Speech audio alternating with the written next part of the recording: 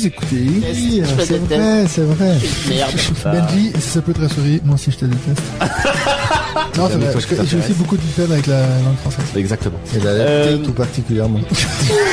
Il me la ramènerait pas si c'est pas moi, quoi qu'il me le remené. David, Benji et Mathieu vous présentent. On joue-tu? En joues-tu?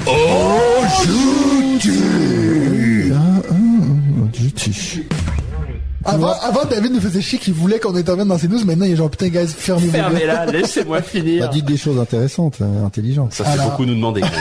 Ah, ça me manquait cette petite intro. Ah, c'est bon ça, Salut c'est tout bon le monde. ça. Je vois pas ce que tu me montres. Salut tout le monde, bienvenue. Je vois à toujours On pas ce que Joue-tu, tu me montres. Le podcast du jeu de te mettre des société. lunettes. Mais oui, mais on voit rien, putain. C'est maintenant, quelle heure, là? Mais c'est pas tard, c'est 9h10. Karl? Ah non, j'ai compris, Non. c'est pas Karl. C'est pas Non, Karl. c'est pas Karl non plus, non. Alors, on entend très bien dans cette pièce, c'est pour ça qu'on se comprend très bien dans ce podcast. Tout à fait. Voilà. Parce que d'habitude, quand on n'entend rien, on se comprend beaucoup mieux, c'est connu. Comment ça va, les gars? Bah ça va bien et on est bien dans ce château là, non? Mais C'est un oui, peu oh là, frais. oh C'est un peu frais, là, mon oh là, Benji. malheureux Maro. Vous pouvez le voir à l'écran. Ah non. Ah, non, pas celle-là. Il fait froid, on n'a rien à boire parce Il qu'il y a fait beaucoup trop frais, de monde, on a mais faim, on a est bien. soif. On est bien.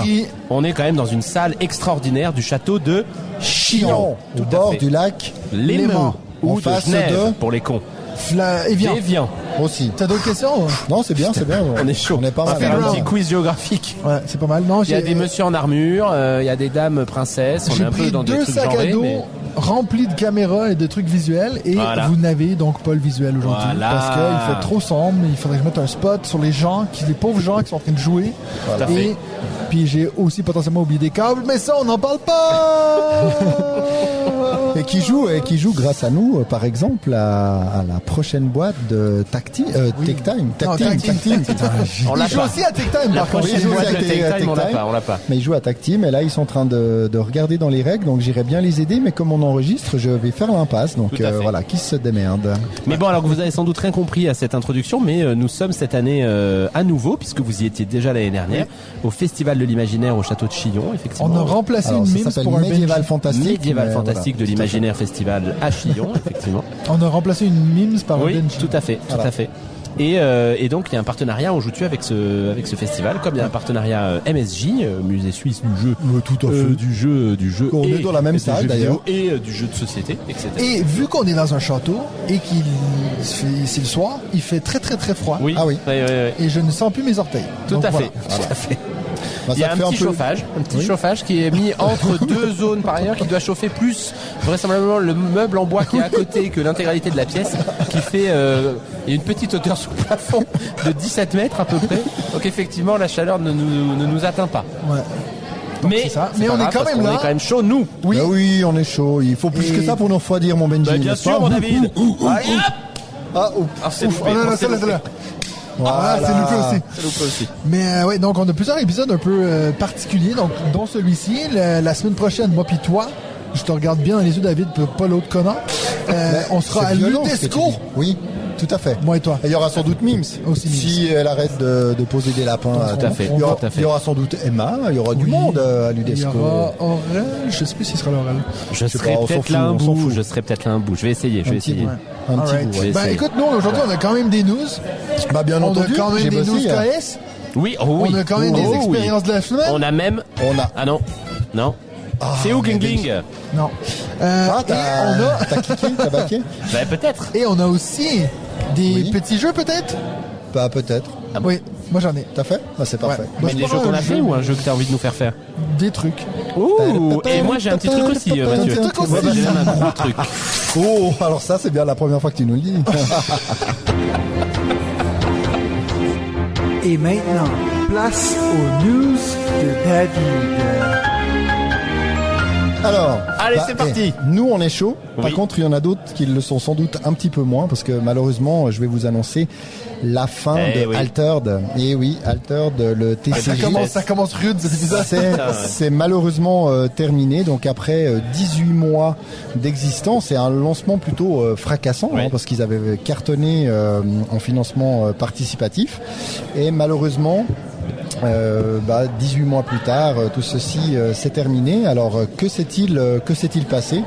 Il s'est passé que il y a eu déjà passablement de retard. Donc il y a eu 8 mois de retard pour leur marketplace. Il faut savoir qu'il y a une plateforme qui a été créée pour Altered, histoire de pouvoir bénéficier de ces cartes, enfin de la propriété de nos cartes. Et sans cette plateforme-là, les cartes, on pouvait les acheter pour jouer, ce qui est déjà pas mal, mais pas du tout pour le côté collection, pour le côté rareté des cartes. Donc il y a déjà eu un certain retard.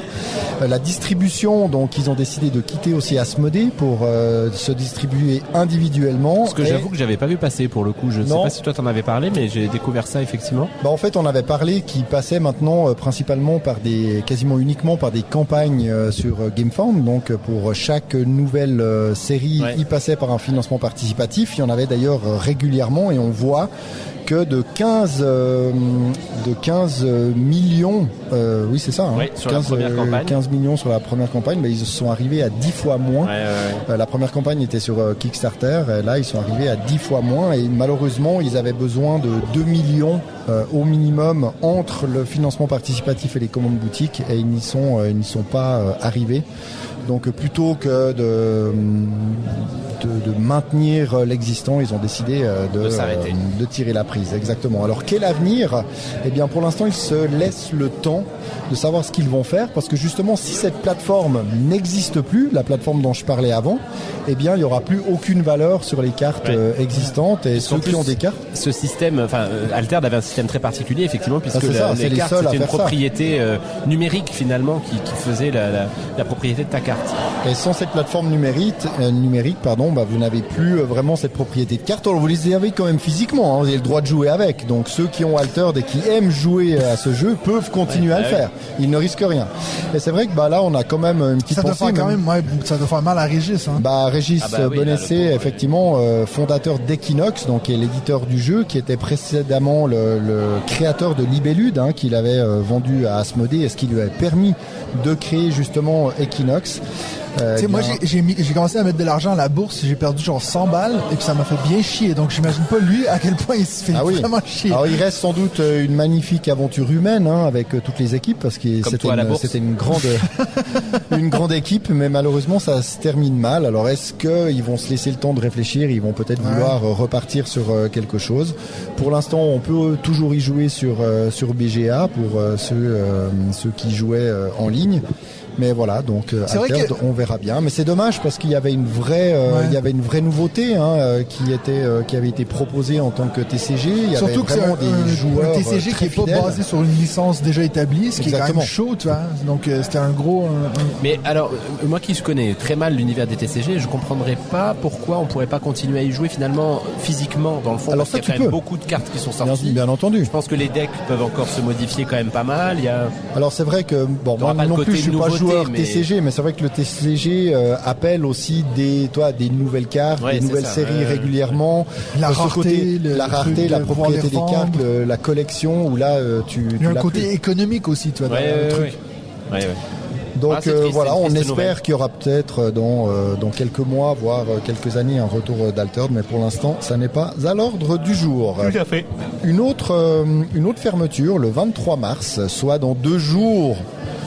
Au moment où nous enregistrons cet épisode, voire quelques jours au moment où vous l'écoutez. Voilà, tout à fait, mon ami Benji. Tout à fait. Lucky Dog Games va fermer sa boutique en ligne. Donc il n'y aura plus de boutique en ligne de Lucky Dog Games. Alors d'un côté, vous pouviez commander des jeux que vous trouverez en boutique, donc au moins je pense que les boutiques sont assez contentes de cette information-là, mais c'est aussi la plateforme sur laquelle ils vendaient des versions premium, donc des versions peut-être qu'on aurait pu avoir sur le financement participatif, mais qui mettaient ensuite sur cette boutique, et ça ce ne sera plus possible. Donc j'ai échangé avec nos amis les Guillaume à ce propos. Donc c'est un choix finalement de Hachette. Je vais pas lire l'entier de la réponse, mais finalement ce qu'on peut en déduire, c'est que cette boutique e-commerce n'était pas quelque chose, c'était pas un point essentiel dans les chiffres, vous voyez, pour Lucky Duck. Donc ça demandait sans doute aussi passablement de travail. Quand on a une boutique en ligne, il y a le stockage, il y a l'expédition, enfin on gère tout de A à Z. Et là, ils préfèrent finalement se focaliser sur les boutiques, donc sur leurs vendeurs habituels. Et puis ils sont en train de réfléchir par contre sur comment est-ce qu'ils vont pouvoir continuer à vendre ou distribuer les versions de luxe s'ils vont continuer à le faire. Mais comme ils le disent, le meilleur moyen d'obtenir ces versions de luxe, c'est de les financer dans les campagnes de financement participatif et d'appuyer justement Lucky Duck en ce sens, en les aidant à réaliser justement ces campagnes-là. Donc, oui. Si je fais juste une petite interruption pour le montage, je m'excuse Matt, mais nous on a un compte sur leur boutique avec 20% que du coup on perd. Sans doute, oui. C'est con. Bon, on s'en est servi 2 fois. Oui, mais enfin moi je m'en suis servi et puis c'est quand même vraiment intéressant parce que là j'ai un panier que je m'étais dit qu'à un moment donné ou l'autre j'achèterais. C'est quand même une énorme remise. Ils vont peut-être garder un truc pour l'influence, je sais pas. Un truc où parce que c'est sûr derrière, que s'ils envoient moins de colis et que par ailleurs on n'a plus accès à la boutique. Bon, excuse-moi, du coup 11 minutes. Eux ils nous en envoient de temps en temps, mais ils envoient un jeu à la fois, quoi. Ouais, c'est ça. Ouais. Ok, donc là on reprend. Ouais. Sinon, on a pas mal parlé de prix lors de ces précédents épisodes. Eh bien, le 15 mars, on n'a pas enregistré depuis, il y a eu l'annonce des résultats de l'Expert Game Award 2025 qui a vu Speakeasy triompher devant Quayside, Sweetlands et Voynich Puzzle. Sweetlands est même fini dernier finalement. Alors je sais pas je crois que c'est quatrième. Il y a eu ce classement. Je l'ai vu passer. Okay. Alors moi j'ai vu le deuxième c'est Voynich mais j'ai pas Puzzle été corrigé. C'est possible. Dernier. J'ai l'impression d'avoir vu passer ça. Donc voilà, en tout cas Speakeasy a gagné à l'Expert Game Award. Donc c'est le seul des 4 que vous avez. Ah non, vous avez joué à Sweetlands aussi. Ouais, tout à fait. Voynich Puzzle, il n'est pas encore en français puisqu'on a vu la version préparé finalement par Pixie qui va sortir ce semestre, et l'autre tu dis c'est Quayside. C'est le fameux avec David Turkzy pour le coup. Exactement. Qui lui est prévu s'ajouter cette année. Ouais. Alors qui est prévu, je sais pas. En français, je sais pas. Pour Speakeasy ou toi tu préfères Sweetlands? Non, moi ça n'a pas été mon favori de la Cerda pour le coup. Mais c'est pas ça la question que je t'ai demandé. Ouais, tout à fait. Et je pense que je préfère Sweetlands. En tout cas, Voynich Puzzle, Speakeasy. Sans hésitation. C'est juste que j'ai joué 3 fois, donc je l'ai plus en tête, je le connais mieux.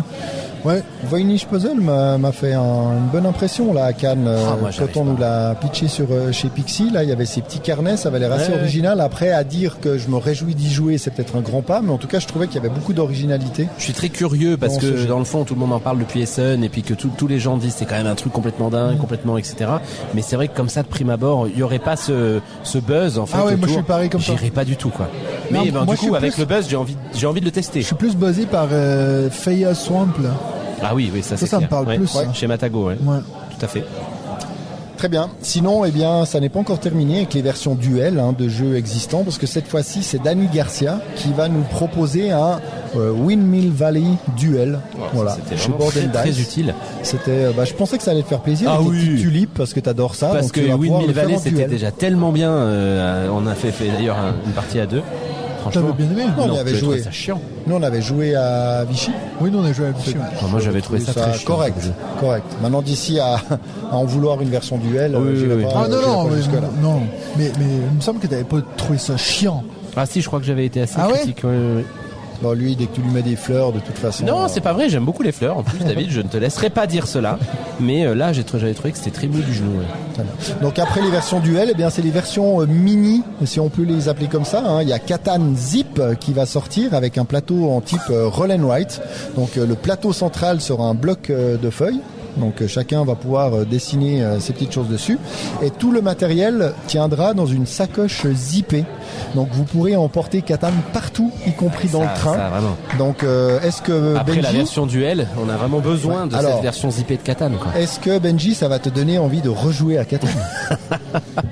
Bien évidemment. Putain, je pense que j'ai pas joué à ce jeu depuis 15 ans. Mais non, on l'a joué avec Seb. Ah oui, c'est vrai, avec Seb. Mais avec Ville et Chevalier. Avec Ville et Chevalier, tout à fait. Et pas dans une version zip. Et d'ailleurs, je suis très mauvaise langue parce qu'on avait passé un très bon moment. On avait passé un bon moment. C'était très sympa. C'était assez long quand même. On avait fini, il faisait presque nuit. Oui, il faisait nuit, ouais. C'était sur sa terrasse. Sur la terrasse. On avait commencé au petit déjeuner. Sinon, alors là, ce sera pas une version. Alors, par rapport à la boîte du jeu de base, on va dire que c'est une version mini, mais n'imaginez pas prendre ça dans le train ni dans votre poche, parce que c'est Mage Knight qui va nous arriver avec une nouvelle version, un standalone qui s'appelle Emergence. Okay. Et cette version, donc c'est une sorte de version d'introduction qui comprendra 3 scénarios sous forme de tuto. Donc tout ça pour rentrer un peu dans douceur dans le monde de Mage Knight et puis de le rendre sans doute un peu plus accessible, parce qu'il faut dire que Mage Knight, premier du nom, c'est pas sa plus grande qualité, c'est pas sa plus grande qualité, et surtout pas son livret de règles qui en a vu vomir plus d'un. Donc là ce Mage Knight Emergence, beaucoup en tout cas ont l'air de l'attendre. Par contre, il va falloir attendre 2027. Ah, donc okay. C'est pas pour tout de suite. Mais ce sera une boîte, ce sera un standalone, tu l'as dit. Un standalone, okay, tout à fait, très cher ami. Et dans une plus petite boîte, mais voilà, nous ne nous enflammons pas. Sinon, dans les sorties, vous aviez une news particulière ou non? Zéro. Nullement. Alors juste quelques news de jeux qui sont sortis là ces jours, cette semaine. Donc il y a God 5 qui est enfin sorti, parce que ça fait quand même un moment qu'on en parle. C'est un vieux jeu maintenant. C'est presque un vieux jeu. C'est presque un vieux jeu. J'ai toujours pas gagné d'ailleurs à ce jeu, même en famille. Est-ce que t'as compris? Oui, j'ai compris, mais même en famille, j'y arrive pas. Voilà. Benji fait le malin parce qu'il y a deux victoires. Il a enfin gagné un jeu. Le seul jeu où je vous éclate un jeu de réflexion familiale. Benji a gagné. Et par contre, excuse-moi, je reviens un tout petit peu sur Mage and Emergence parce que je suis en train de regarder là les trucs. Ils vont relancer la mode que je trouve vraiment régulièrement ratée de figurines peintes, ce qui était quand même le principe de Mage Knight, si je dis pas de bêtises. Et là, si je vois, il y a un petit nain peint dedans. Donc, t'aimes pas les nains peints? J'aime beaucoup les nains, mais je trouve que les figurines peintes dans les jeux de société, ça réussit rarement bien, parce que ça coûte bien sûr très cher de faire de la peinture de bonne qualité. Donc c'est souvent 3-4 aplats de couleurs qui sont faits, puis c'est rarement très joli, je trouve. Alors que si ça avait été sun-droppé. Et là, exactement, juste ça marche le sun-drop, c'est mieux, tout à fait. Sinon, il y a des archers qui passent à côté de nous, c'est assez flippant quand même. Sinon, il y a Epic Melee, qui est un nouveau jeu, un peu de bluff, ambiance chez Soif, donc Sorry We Are French, dont j'ai entendu plutôt du bien. Il y a eu quelques commentaires mitigés, mais en tout cas une édition assez folle. Rien que la boîte, je la trouve tout particulièrement réussie. Mais ça fait pas un bon jeu, mais en tout cas, moi j'ai bien envie de le tester. On a déjà su de quoi il s'excusait. Qui ça? Sorry We Are French. C'est vrai d'être français. C'est vrai, mais je comprends pas le nom en fait. Il s'excuse d'être français. Il s'excuse d'être français. J'ai même pas compris la question que t'as posée en fait. C'est ça. Sorry, we are French. Tu parles pas l'anglais? Ouais, je pense que c'est ça. Je pense qu'il s'excuse d'être français. Bah oui. Ouais, il y a beaucoup de gens qui n'aiment pas les Français, tu sais. Pas vrai. Pas autour de cette table. Sinon, il y a... Surtout quand les 3 quarts de nos auditeurs sont français. C'est ça. On les adore. Il y a Red Notice qui sort chez Catch-Up, qui a eu un très très bon accueil à Cannes. On nous l'avait pitché j'avais vu la version proto quasi définitive à Vichy.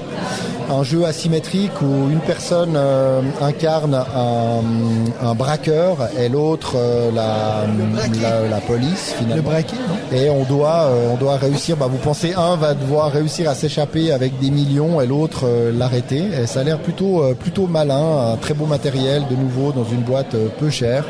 Donc on peut faire confiance à Catch-Up pour que l'édition soit au top et le jeu réussi. En tout cas, c'est les retours qu'on en a eu, parce que moi j'ai eu qu'un pitch, donc je ne me prononcerai pas. Et c'est tout à ton honneur. Et sinon, il y en a un de vous deux qui veut me réchauffer ou... Non, pas moi. Ok. Sinon, il y a un jeu qui s'appelle Locus. Alors Benji, là, il va... Oh mais arrête, je t'écoute, Locus, mon David. Qui est un flip and write, mais de Polyomino. Donc la boîte a un look à la Tréfuté. Après, tu cherches la merde quand même, faut reconnaître. Il a un look à la Tréfuté. Tréfuté, c'est très bien en roll and write. Voilà, c'est un super roll and write. Et voilà, Mathieu peut en témoigner. Et Locus a l'air d'aller dans cette direction.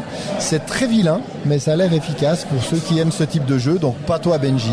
Mais j'ai rien dit. Parce que toi aussi tu es vilain, donc tu devrais bien t'entendre avec Locus. Voilà, tout simplement. Je pensais t'allais dire avec toi-même. Tu aurais bien t'entendre avec toi-même. Aussi. Ah putain, bande de cons. Comment ça s'appelle, Locus? Locus, Locus, comme Locus. Voilà, j'en ai fini avec les news et on peut passer à BGA et ça va être très rapide. C'est ton BGA.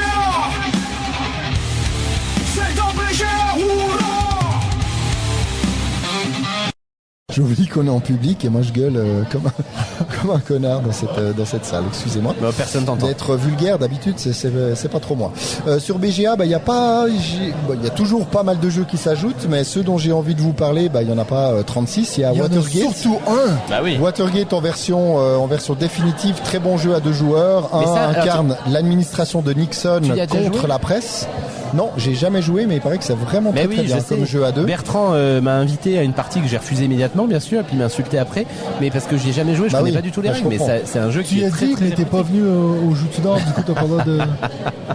Qui a été créé par Kramer, alors pas celui que vous pensez, mais l'autre Kramer, Michel. parce qu'ils sont deux Kramer, un qui a un C, et lui c'est le C. Il y a Red Notice, j'en parlais juste avant, donc de chez Catch-Up, qui est en bêta. En alpha, il y a All In, donc ce jeu de poker qu'on a eu l'occasion de tester à Cannes et que j'ai bien aimé. Il y a First Giants qu'on a également joué à Cannes, qu'on avait moyennement apprécié, mais je pense qu'on a été relancé. On a été déçus. Il y avait de l'attente, on a été déçus, mais là, j'ai commencé à jouer sur BGA, ça avance pas très vite. Quand tu veux, à nous inviter à des parties éventuellement. Mais moi, tu m'invites jamais à des parties, toi non plus. Mais toi, tu joues pas à BGA. David et moi, on joue quand même. Et sinon, nous avons la chance, parce que nous ne sommes pas beaucoup pour l'instant, parce que c'est en alpha fermé, mais il y a Arctica. Notre ami Rémi Mathieu qui est arrivé, donc j'ai bien dit alpha fermé, donc pour l'instant il corrige encore les bugs, donc c'est pas ça a l'air d'être déjà pas mal, en tout cas ils ont l'air déjà d'avoir bien bossé sur les bugs, parce que en tout cas moi j'en ai pas encore croisé. En même temps je suis pas sûr de m'en rendre compte. Non, c'est ça. S'il y a un truc qui bug, à moins de pas pouvoir cliquer sur quelque chose. C'est vrai que l'avantage de BGA, c'est que t'as quelques clics, donc au moins tu sais que tu fais ça et puis il se passe un truc. J'avoue que je me rappelais pas très bien des règles. Ouais, mais moi ça revient assez vite. Ça revient vite. Je pense que ça va être un banger ce jeu. J'espère pour lui, et j'espère aussi pour nous, parce que moi j'ai l'intention de faire un all-in, mais d'ici qu'on le reçoive, j'aurai déjà beaucoup de parties sur BGA. Donc j'espère d'avoir encore envie d'ouvrir la boîte. Mais oui, déjà rien que pour le matériel, je me rappelle bien, on a parlé de notre expérience à Cannes pour le coup, parce qu'on a eu la chance on a fini Cannes d'ailleurs avec une partie d'Arctica. Et c'est sympa parce qu'on avait donc testé la première version du proto l'année dernière, on teste la deuxième version très aboutie, là on est quasiment à bout touchant maintenant. Et je pense que si Rémi t'entendait, il ferait un AVC. Je pense que il n'y a pas eu 2 versions du proto, mais toi tu veux dire, on a vu une première version et on a vu maintenant une nouvelle version. Une nouvelle.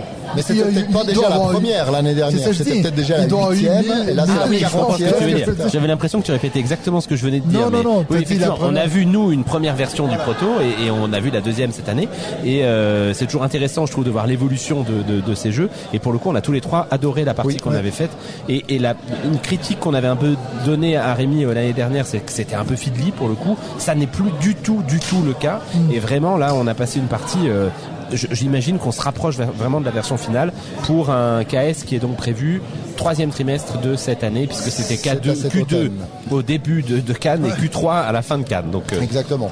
Et je crois que vu qu'il a changé les bugs qu'on avait dit, on va être nommé dans les auteurs, je crois. Bien entendu. C'est surtout Michel Dufresne qui a beaucoup apporté la nouvelle version. Cette semaine, ils ont aussi partagé une photo du matériel, donc du plateau personnel avec les roues.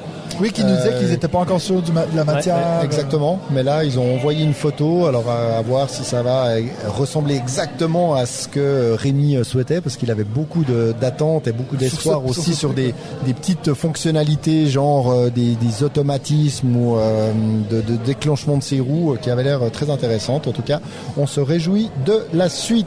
Voilà, mes chers amis, on va pouvoir passer au financement. Oui. Participatif, mon Benji. Totalement inutile. Donc, totalement indispensable. Avec Benji.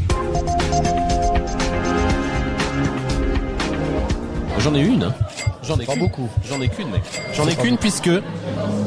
Alors, j'en ai qu'une, voilà. J'en ai qu'une puisque... j'ai cru que c'était la foule qui riait. J'en ai qu'une puisque cette semaine, qu'est-ce qu'on fait les amis ? Tabaqué. On retourne dans l'univers de... C'est nouveau ça, on les a jamais entendus. Dans l'univers de... Voidfall, bien sûr, et non sans joie. Sur Kickstarter, les amis, Mind Clash Games revient donc avec, bien sûr, le reprint, David, tu l'attendais, de la boîte galactique, indispensable, mais surtout une extension et une campagne solo de joueurs. Alors, qu'est-ce que ça va amener? Bien, l'extension amène une nouvelle unité, les psioniques. Alors, je vais plutôt regarder Mathieu, parce que remarque, t'es le seul qui y a joué. Les psioniques qui vont amener de nouvelles façons de scorer. Est-ce qu'on peut dire que toi, tu y as joué? De nouvelles façons de combattre et des systèmes qui vont renforcer vos actions. Vous avez vu, je tente une nouvelle stratégie qui est de ne pas répondre à Mathieu. Est-ce que tu pourrais nous sortir ton application BG Stats? Ça ne marche pas. Sors-nous ton application BG Stats. Je veux voir, t'as joué combien de fois à ce jeu? Viennent également de nouvelles factions, dont certaines axées sur les psioniques, ainsi que de nouveaux ennemis et donc de nouveaux vaisseaux du néant, du Void. La campagne solo, quant à elle, va amener une petite touche de narratif. Un petit peu d'excitation là quand j'en parle, avec des scénarios dont les résultats vont influencer la suite de votre aventure.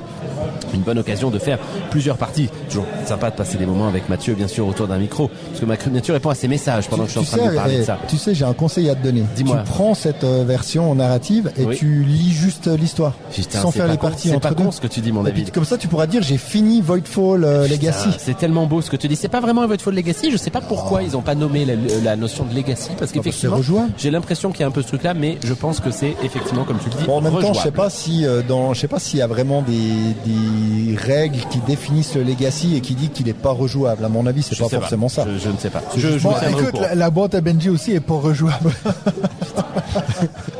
En plus, ça n'a aucun sens. Non, ça n'a vraiment aucun sens. Parce que tu n'as pas rejoué. Ah oui, j'ai compris. Ah oui. Ah putain, qu'est-ce que c'est drôle. Sur le plan des tarifs, tu sais quoi, si vous n'avez rien, il va la racheter une deuxième fois.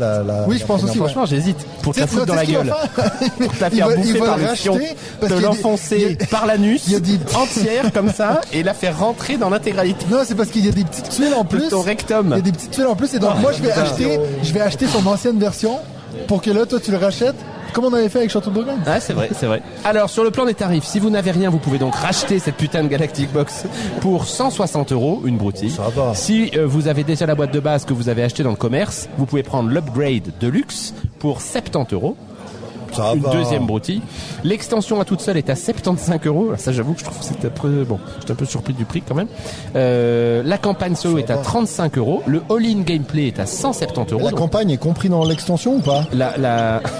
Que tu dois rajouter, ça fait 110. Non, la campagne, non, n'est pas comprise dans l'extension. Okay. C'est 75 plus 35. Donc tu peux acheter que la campagne. Tu peux acheter que la campagne. Et comme ça, tu lis l'histoire. Tout à fait. Et en plus de cela, vous avez bien sûr un peu de matos de luxifié, des jetons en métal pour l'extension, absolument indispensable, 25 €, et un playmat pour l'entier de la boîte, et ce qui est également totalement indispensable, 35 €. Le meilleur add-on possible.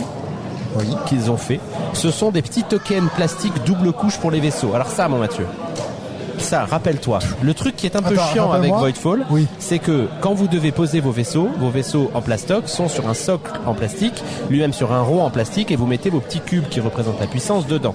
Si vous n'avez pas la version de luxe, vous avez à la place un petit token en carton tout simple sur lequel vous mettez vos petits cubes qui représentent la puissance, puis dès que vous bougez votre carton, les petits cubes bougent. Et là, ils sortent une version intermédiaire, parce qu'en fait, c'est à la fois chiant d'avoir les figurines et chiant d'avoir les tokens en carton. Là, t'as des tokens en plastique double couche. En ligne pour Benji. Et donc, si vous prenez bien sûr le total, si vous avez déjà comme moi la Galactic Box et que vous prenez tout le reste, vous en avez pour 215 €, ce qui n'est franchement pas grand chose. Et donc, qu'est-ce que j'ai fait bien sûr? Voilà. Et juste... J'ai cliqué sur tout, bien sûr. Donc, si tu n'as pas encore la première boîte, le all-in est à combien? Tu vas en avoir pour 350 balles vraisemblablement. Okay. Ça fait cher la partie. Ouais, 350 balles. Ça fait cher la partie. Mais en même temps, pourquoi je clique? Pourquoi je clique? Au-delà du plaisir du jeu, que j'ai joué que 2 fois. Non, c'est pas vrai d'ailleurs, 3 fois. C'est pas vrai d'ailleurs, 4 fois. Oh, c'est beau ça. Merci. Et 5 au week-end, on joue-tu à venir. Pourquoi je l'achète? Il se trouve parce que cette semaine, j'ai reçu Puerto Rico. Et qu'en fait, je disais aux gars, putain, ça m'avait manqué d'en recevoir des caisses. En fait, c'est quand même tellement plaisant, cette énorme boîte. Il y a quelqu'un qui se fait prendre en photo devant notre logo On joue-tu dans toutes les positions possibles. C'est étrange. Roll-up, mais c'était sans doute flou à l'arrière-plan, donc on voyait que ses cheveux. C'était pour ses jolies tresses, à mon avis. Je me dis, si t'as envie de te prendre en photo avec les gens, tu peux avec 2 ou 3, tu vois. Là, non, il voulait vraiment oser, elle aurait dû oser. Tout à fait. Bref, allez-y, bien sûr, si vous avez aimé Voidfall. Attends, si vous ne l'avez pas aimé. J'ai pas compris pourquoi tu l'as déjà le jeu. Oui, mais j'ai pas ni l'extension, ni la campagne, ni le playmat, ni les tokens, ni les trucs en métal. Mais tu vas pas avoir le jeu de base avec? Non. Ok. Bah, Donc il tu l'a prends dit, que bah non. tout ce qu'il y a Bah en oui, plus. c'est ça. Je pensais que tu reprenais un all-in. Ah non, quand même Donc pas, quand même on pas. te réserve une table au Festival des Jeux de la Tour de Paix en septembre pour parce qu'il vendre faudra tout. une table entière pour revendre ton Voidfall. Oui, on est d'accord. Ah mais non, tu l'auras pas encore reçu. Je l'aurais pas reçu, Ah bah, pauvre ami. en 2027. Ça, ils ont mis 2 ans ou 3 ans. Alors pour le premier 2028, Voidfall. je te réserve une table pour le vendre. 2028, Et tu auras peut-être 2028. tu auras peut-être rejoué d'ici là. Mais tiens, C'est pas regarde, sûr, non, c'est pas sûr. Moi, je sais ce que tu devrais vendre celui que tu as maintenant Bah oui. au festival. Puis le temps qu'ils reviennent, tu vas avoir oublié le jeu, tu vas le redécouvrir. Tu sais que c'est pas C'est con bon, ce que ça. tu dis. Mais je vais jamais réussir à le vendre aussi cher. Bah t'essayes. Puis si ça part pas, ça part pas. Ouais, c'est bon, 160 €. Si ça part pas, bah tu t'en auras 2. C'est con. Allez, Voidfall, les amis. Donc, je vous rappelais que quand on a commencé cette nouvelle saison, on a dit on essayait de faire un peu plus court, voilà, on fait plus de top 5, etc. J'ai dit, bah, moi, je ferai une campagne KS à chaque fois. Et pourquoi ça marche pas? Parce que ce connard de David fait les campagnes KS que je ne fais donc Non, pas. mais c'est pas. Moi, je vais pas voir les infos KS, j'en reçois par mail, et donc je me dis, bah ça, il faut en parler. Non, c'est juste une news rapide concernant Queen's Dilemma. Vous savez, ce fameux jeu que j'avais backé pour y rejouer avec à vous. Je sais pas si on... Eh bien, on a enfin des news de livraison. Donc, l'anglais va arriver en octobre-novembre de cette année, et là, c'est sûr, ça part. Et normalement, 6 mois après, pour Donc, toutes les autres langues. Donc, du coup, non, je dis une bêtise. Ah. Octobre-novembre, ce sera pour les autres langues. Parce Oh non, que... c'est une bêtise, c'est parce annulé que- en français. Non, parce que la version originale en anglais va arriver chez les backers en avril. Donc Ah, ok, voilà, ok, ceux qui ont ok. backé la VO, tu peux nous c'est dire quasiment quand pour demain. est-ce que tu l'as backé? Il y a longtemps. Ouais. Non, il y a au moins 2 ans. plus. Presque 3, je pense. Non, mais c'était pas pendant qu'on jouait au Dilemme du Roi qu'on avait backé ça? Non, je crois pas, parce que mais c'était juste à la fin, je pense. un petit peu après. Quand est-ce Moi, qu'on je a joué dirais au Dilemme du Roi? 2022. Que t'as backé Jusqu'à la ça. fin. 23, Attends, j'ai 23. peut-être 23, ce serait l'info possible. là. Tu dois l'avoir sur Kickstarter normalement. Non, mais je l'ai vu, Queen's Dilemma le 31 octobre 2022. Ça fera 4 ans. Donc je devrais potentiellement le recevoir Voilà. 4 ans après. C'est Et il ça était qu'on annoncé aime dans le financement il était annoncé participatif. pour décembre 2023. C'est le plus long Donc il aura 3 ans de retard. Là, c'est pas mal, ouais. C'est le plus long qu'on donne dans le Franchement, c'est pas podcast. mal. Et tout ça pour peut-être ne pas y jouer. C'est quand même. Ben, moche. parce qu'en plus, vraiment, il n'y a pas grand monde autour de cette table qui a très envie là maintenant. Et tout de tu suite, vas hein. pas nous parler de Earth Express? Mais non, je n'en Sérieux? choisis qu'une. Le principe, c'est ouais, ça. mais le meilleur, je c'est fais le Earth choix de Express. une. Non, alors déjà, il y a Earth dans le titre, donc j'ai pas envie d'y Ouais. aller. Vraisemblablement, mon Alors, on aura mon code l'occasion. de pub me l'a. Earth, c'est une planète, donc c'est space. Alors juste, je vais pas en parler. Je vais pas en parler parce que le KS va démarrer le 22 du 4, mais ceux qui aiment Earth et que vous n'êtes pas au courant de ça, allez juste chercher Earth Express. Voilà. Et vous Ah, donc trouverez il y a un votre lien avec le bonheur. jeu. Bien Ah, entendu. je pensais que c'était juste le... C'est une version tard. 15 minutes de 1 à 8 joueurs où tout le monde joue en même temps. Ça va peut-être vous intéresser. Donc c'est Parce encore qu'ils plus gardent dans, que tout ça dans ton l'essence. coin, c'est bien. Ils gardent que l'essence du jeu. Et il n'y aura pas un, mais 2 jeux dans cette campagne. 2 Bah, jeux il y en aura Earth. peut-être au moins un de bon sur les deux. Et le deuxième va être annoncé le 30 du 3. Peut-être un de bon sur les 3, tu veux même dire. Oh putain. Alors moi j'aime, donc moi bien entendu je vais backer ces 2 jeux. T'as Je sais reçu pas encore ta ce que boîte va en être le- bois à 4 000 euros Mais ou pas encore, mais ça c'est normal. C'était pas prévu que je la reçoive. Mais toutes les autres extensions, je les ai. Je les ai pas jouées, mais je les ai. Ah, t'as déjà retour. Ah oui, c'est vrai, oui, oui. Bien entendu. J'aurais Et bien j'attends, joué. j'attends ma boîte en C'est bois ça. pour tout le monde, tout mettre dedans et, Et là, jouer. David, Et là, je te regarde j'y joue. droit dans les yeux. On y fait joue. une partie tous les deux. Ah, Je voudrais avec ce beau avec matériel. toutes les extensions. Alors, Et et je Mathieu regarde aussi. Mathieu un peu dans le coin de l'œil et on fait une partie tous les Ah, trois. merci, Maker. Merci, merci Uncle Tom, merci. OK. Qu'est-ce que t'as dit? Uncle Merci Tom. Uncle Tom, merci. C'est le Reroller 2006. Oui. Et il y a un vache, tu fais un AVC ou je 2026. comprends rien depuis Tu l'as vu? 5 Le minutes. Willy Roller 2026. Non, ils en ont sorti un. Pour vrai? Mais ils font encore des vidéos, hein? Ça existe encore. Mais je comprends rien. Les têtes à claque. Qu'est-ce qui se passe? Les têtes à claque. Ah, Hey putain. mon ami, t'aimes ça? Moi j'ai les patates. Alors. On a perdu Benji, je suis désolé. Ah Voilà. non, mais vous avez On peut loupé passer à la l'imitation physique de David qui faisait Monsieur Patate en clignant des yeux. C'était un très bon moment. Surtout Ah, de j'ai la tête à claque. David qui faisait un AVC à dire 2026. Ah putain, il m'a C'est fait tout, peur. À t'es un pas moment, facile. j'ai dit, on va devoir appeler les secours. C'était pas facile. Alright. On est bon, alors? Expérience. On est bon. Non, Non, on n'est pas bon. on n'est pas bon. Allez. Par contre, ça va être Ici. C'est là. C'est l'heure des jeux de la semaine. David va nous en sortir tout plein. Benji en aura plein la bedaine. Mathieu va encore parler de son chien. C'est l'heure des jeux de la semaine. David Alright, si ça va C'est pour parti. vous, j'aimerais bien commencer. Bon, alors, C'est original, parce en plus. que- C'est pas ton habitude. donc, Parce que j'en ai... Non, mais justement, vous avez vos segments. Moi, je me suis un peu endormi. Donc là, j'aimerais bien me réveiller un peu.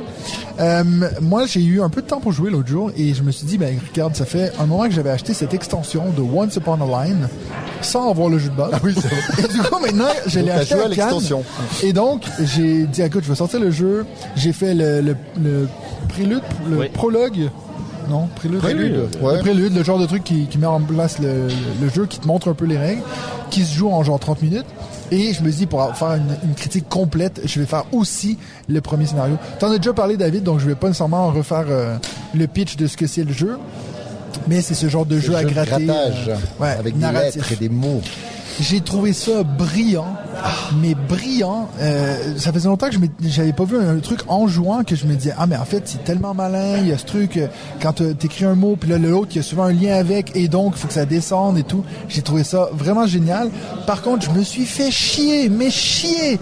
Oh mon Dieu. Et puis en fait, je me suis dit, il faut que j'arrête d'acheter des jeux narratifs. Parce que ça me fait tellement Donc chier. oui, en fait, donc tu viens de dire les deux choses. Oui, c'est les deux brillant, choses sont mais je me vraies. suis fait chier. Je trouve que c'est bien fait, c'est très brillant. Par contre, limite le prélude, je me dis ça va, c'était 30 minutes, mais l'autre, j'ai arrêté à mi-chemin parce que d'un, j'arrivais pas à trouver la réponse, je savais pas trop où trouver la solution. Et puis en fait, je me suis dit, C'est mais pas si compliqué c'est que ça, vraiment pourtant. pas mon genre de jeu en fait. Ouais. J'ai pas du tout plaisir à dire, ah mais là, attends, il faut que je réfléchisse à cette carte-là est sortie avant, donc encore une fois, c'est bien fait, hein, je dis pas que le jeu est mal fait, mais c'est juste vraiment pas mon genre de jeu. Mais moi, j'arrive pas à prendre du plaisir. Moi, je à ça. réfléchis pas tant que ça. Ouais, en sans plus, doute que je en passe plus à avec côté mon d'indices. vocabulaire en français, donc t'imagines, à J'avoue chaque qu'à un fois, moment donné, il allait falloir qu'on en parle, Mathieu. Non, c'est vrai clair. que- Non, mais Qu'est-ce qu'un alors, labyrinthe? donc voilà, il va avoir une boîte à vendre au Ah musée oui. suisse du jeu. Et en Mais plus, déjà toi, gratté. Toi, t'as acheté. Non, j'ai acheté le Recharge Pack, donc j'ai déjà tout Ah, changé, il c'est est prêt bon, à ça. partir. Du coup, si tu le veux... Non, je l'ai, moi. Ah Et merde. toi, c'est l'extension papillon, je sais plus comment. Non, c'est le truc quand ils vont dans l'eau, là. Ah, ok. Parce que En plus, l'univers est assez marrant. Tu sais, c'est ce truc où les insectes qui ont un peu pris le contrôle de la Terre. Donc, je te dis, j'étais comme à fond dans l'envie de vouloir aimer ça. Puis après, moi, j'ai regardé la montre, puis je me dis, je suis pas du tout à la moitié. Ça me saoule vraiment, en fait. Ah oui. Donc, j'arrive Alors pas à que accrocher au jeu. moi j'ai fait 2 des 3 missions, chroniques, scénarios de Oui, il y en la a première 5. boîte Oui, d'extension. j'allais dire. Ah, Non, parce que j'ai fini la Ah, première t'as fait boîte. les 5? J'ai fait Ah, les t'as fait les 5. 5, putain, Et j'ai c'est fait solide. 2 des 3. Et la deuxième de la première extension, je crois que j'en avais déjà parlé et je l'ai fini. T'as 2 personnages, chacun avec leur plateau de grattage. Et au bout d'un moment, donc tu grattes avec un des personnages qui te débloque des trucs dans le Chez deuxième. l'autre. Qui te permet de gratter chez l'autre et de passer à un autre. Et en fait, t'as l'impression de te retrouver un peu dans soit un roman, soit tu sais un film ou une série Ouais. où tout d'un coup t'es focalisé sur un personnage et puis pouf, puis tu passes à l'autre et tu passes tout naturellement de l'un à l'autre. Moi, ce que j'aime bien, et moi je te rejoins des fois sur le côté narratif, c'est que là finalement ce qui me dérange pas, c'est qu'il n'y a pas beaucoup à lire et finalement t'as pas trop de réflexion par rapport à la narration ou par rapport à l'histoire. C'est juste que ça te fait faire des embranchements différents, Mais des fois, ça t'as te fait des genres de découvrir des déductions personnages à faire. différents. T'as des déductions à faire, c'est-à-dire tu sais que ce mot-là va entrecroiser l'autre, mais tu sais pas à quelle lettre il va le croiser. Oui, mais ça, Puis t'essayes et puis des fois Ouais, ça mais- marche pas. mais ça, Et ça me tu faisait un peu perds, chier quand même. Ah, en fait, il y en a pas mal où tu sais pas où il est. Hein. T'es obligé d'un peu gratter. Oui, aller, voilà. et Moi, puis- c'est ce que je puis disais tu à perds, David, Tu perds du temps entre guillemets. je pense que j'avais pas fait ma critique effectivement au micro, mais moi j'ai fait le prélude pour le coup. Et en fait, ce que je disais à David, c'est que ce que j'ai trouvé hyper sympa, c'est que c'est dur. Et qu'en fait, moi je voyais ma jauge de vie là, avec les pénalités Oui, qui les- augmentent, je me rapprochais quand même de la fin et j'ai fini pas très loin de la fin. Et puis ça, j'ai trouvé que ça créait une tension Oui. où je me disais putain, faut que je fasse gaffe. Mais tu quand peux même même, pas perdre parce que même si tu arrives à la fin, c'est juste des points négatifs que tu as sur Oui, ton sur score ton final. c'est Donc ça, au final, ouais, c'est ouais. pas trop. Moi, c'est vrai que de temps en temps, il y a des énigmes un peu à la Ah, mais Perfora, ça, oui, Fort Boyard. Ça, j'étais nul. Et ça- mais tu sais moi ce que je fais, moi, à chaque fois j'ai joué dans la même pièce où il y avait Cindy qui était Ah, avec tu les filles demandes qui regardait et tout d'un coup je disais ah Cindy j'ai une énigme Question. et puis elle me disait alors j'écoute donc elle mettait pause, elle réfléchit puis paf puis elle me sort le mot quoi. Ah oui. Et moi je suis là tu J'aurais sais je demandé suis à là, Nadia, peut-être qu'elle savait. puis moi je me creuse la tête et je retrouve quasiment pas une de ces énigmes. Ouais, ouais. Donc Mais- voilà, je pense que c'est un bon jeu. Ça m'arrive rarement souvent quand j'aime pas un jeu, je me dis c'est de la merde. Donc mais tu là, peux c'est pas dire de la ce qu'a merde. dit Mims. Oui, c'est vrai. C'est comment déjà qu'elle dit? Je peux comprendre que ça plaise, mais c'est pas pour moi. C'est un truc comme ça. Moi, pour le coup, j'avais trouvé ça brillant aussi, et je suis moins sévère que toi parce que je trouve qu'effectivement la couche narrative est pas très très importante, parce que comme tu dis, c'est des cartes que tu lis assez rapidement, et donc ça m'a pas fait chier. Ah non. Mais j'ai pas fait le premier scénario encore, donc peut-être que le premier scénario il fait 2 heures. Ah bah, donc c'est quand même. Après, t'as des parties qui en font 4. 4 heures. Mais tu peux t'arrêter. Ah oui, tu peux t'arrêter, c'est ça, bien sûr. ouais. Oui, tout à fait. Moi, celui avec les 2 personnages, En fait, je l'ai fait en 2 fois, mais j'aurais presque pas dû. Il faudrait que je sois comme régulier. Tu vas te dire, je fais 30 minutes par jour. Puis là, je pense que ça passerait. Mais en même temps, ça devient presque du boulot, tu vois. Et ça, j'aime pas ça. C'est effectivement pas l'idée. Non, ben c'est vrai. Moi, je peux tout à fait comprendre que t'es pas accroché à ça. Moi, il y a beaucoup de jeux un peu de mots qui sont appréciés que j'aime pas trop. Donc c'est quand et c'est jamais arrivé en fait que j'aime un jeu narratif. Il y a toujours un moment où ça me saoule. Parce donc que il faut juste que j'arrête. Oui. Et puis même chose, je trouvais que c'était brillant, mais c'est pas pour moi en fait. Il faut juste que j'arrête d'essayer quoi. Du coup, tu veux y aller, Benji? Je peux. Je parle de l'extension de Tactile. On a joué ensemble, mon David. Je me suis dit que oui, mais alors vas-y. Puis moi, oui, je complète. On a eu le grand honneur, le privilège de recevoir 2 boîtes qui sont des quasi boîtes terminées de Tactime, l'extension, donc légende arthurienne. Et puis vous savez, David et moi avons beaucoup aimé le jeu. Mathieu un tout petit peu moins. Joues-tu de bronze, tout à fait. Et puis par ailleurs, on est donc là dans le mythe arthurien que moi j'adore. Et alors je dois dire que première observation déjà, on avait eu les illustrations qui étaient en ligne depuis maintenant quelques semaines. Je suis absolument fan des illustrations qui ont été mises dedans, et notamment je trouve que le travail qui a été fait sur Merlin, qui consiste à en faire un enfant, je trouve ça absolument brillant. Ça me donne absolument envie de lire une histoire arthurienne avec un Merlin enfant. Je trouve que c'est hyper intéressant. Bref, on a rejoué. Les mécaniques sont bien sûr exactement les mêmes que dans le premier Tactime, mais ça va vous amener bien sûr par chaque personnage des petits twists qui sont très sympas. Donc moi j'ai joué Perceval et Excalibur, toi tu jouais le dragon et le chevalier vert. Oui. Et pour le coup, je me suis fait laminer, mais j'ai adoré l'intrication entre Perceval et Excalibur. Je vous le fais très rapidement, mais Excalibur, une fois qu'elle est morte, une fois qu'elle meurt, vous la retournez. C'est une Excalibur. Elle ne meurt pas parce que c'est une. Et en fait, elle ne meurt jamais. Épée. C'est une épée, Benji, ça peut pas mourir. Justement, l'épée cassée continue en fait d'être en jeu, ce qui fait que si votre adversaire s'amuse à taper sur l'épée, en fait, il ne se passe rien. Donc ça, c'est assez intéressant. Par contre, les pouvoirs qu'elle amène deviennent négatifs ou en tout cas rajoutent une petite couche négative pour votre autre personnage. Donc ce qui est finalement assez logique, parce que le personnage qui a cette épée, qui finalement, si vous connaissez Tactime, où vous avez 2 personnages et dès qu'il y en a un des 2 qui est mort, vous avez perdu, là vous en avez qu'un finalement qui peut mourir. Ouais. Par contre, quand vous avez une épée brisée, forcément c'est moins efficace, donc vous en prenez un peu plus dans la tronche. Tandis que Perceval a un système où ses cartes ont une icône Graal, et puis sa puissance augmente en fonction du nombre de cartes Graal que vous avez joué avant. Donc potentiellement la puissance peut monter très très haut. Moins vite on va mourir, plus on va taper. C'est ça. Ouais. Donc ça c'était le principe, mais j'ai perdu malheureusement assez rapidement. Et toi, donc le Chevalier Vert a un truc assez marrant où finalement. Il y a eu un film là-dessus récemment. The Green Knight. Il y a un lien ou pas du tout? Sans doute, mais je n'ai pas regardé, Voilà. Merci de cette intervention. Et donc le Chevalier Vert, pour le coup, lui, a une jauge de vie qui diminue de manière contrainte au fur et à mesure de la partie, mais il remonte vers cette jauge de vie qui diminue, ce qui fait qu'en réalité, il a un nombre de points de vie qui descend très lentement, et par ailleurs, quand ça descend, il monte sa puissance. Et le dragon, un système très simple d'écailles qui représente un bouclier, en fait, qui lui permet de résister pas mal à l'adversaire. Oui, et c'est vrai que le Chevalier Vert, moi j'ai joué assez peu de cartes du Chevalier Vert que j'ai contre toi, mais c'est vrai que tu as des cartes qui accélèrent sa perte de points de vie, parce que moins vous avez de vie, plus vous allez taper fort. Donc il y a un intérêt en fait à le faire s'éteindre petit à petit. Par contre, il faut pas rater, c'est-à-dire qu'il faut pas aller trop bas non plus. Mais donc moi j'ai adoré, c'est bien sûr très agréable de revenir là-dessus. Donc on n'a pas joué ni Merlin ni Morgane. Moi j'ai joué. Morgane permet à chaque tour que votre adversaire en fait va vous montrer sa carte. Donc il va vous montrer la nouvelle carte qu'il va mettre dans son jeu. Vous n'allez pas pouvoir voir où il la met, mais il vous montre la carte et ensuite vous choisissez la vôtre. Donc ça vous donne un avantage assez certain. Mathieu fait le con, mais à un moment donné on jouait avec David et je lui ai dit mais putain, ce type est tellement débile de ne pas comprendre justement. Vous mettez votre carte au hasard. En l'occurrence, le moment où je jouais contre David, il fallait surtout pas la mettre au hasard parce qu'il y avait un sens extrêmement important de réussir à modifier l'ordre des cartes.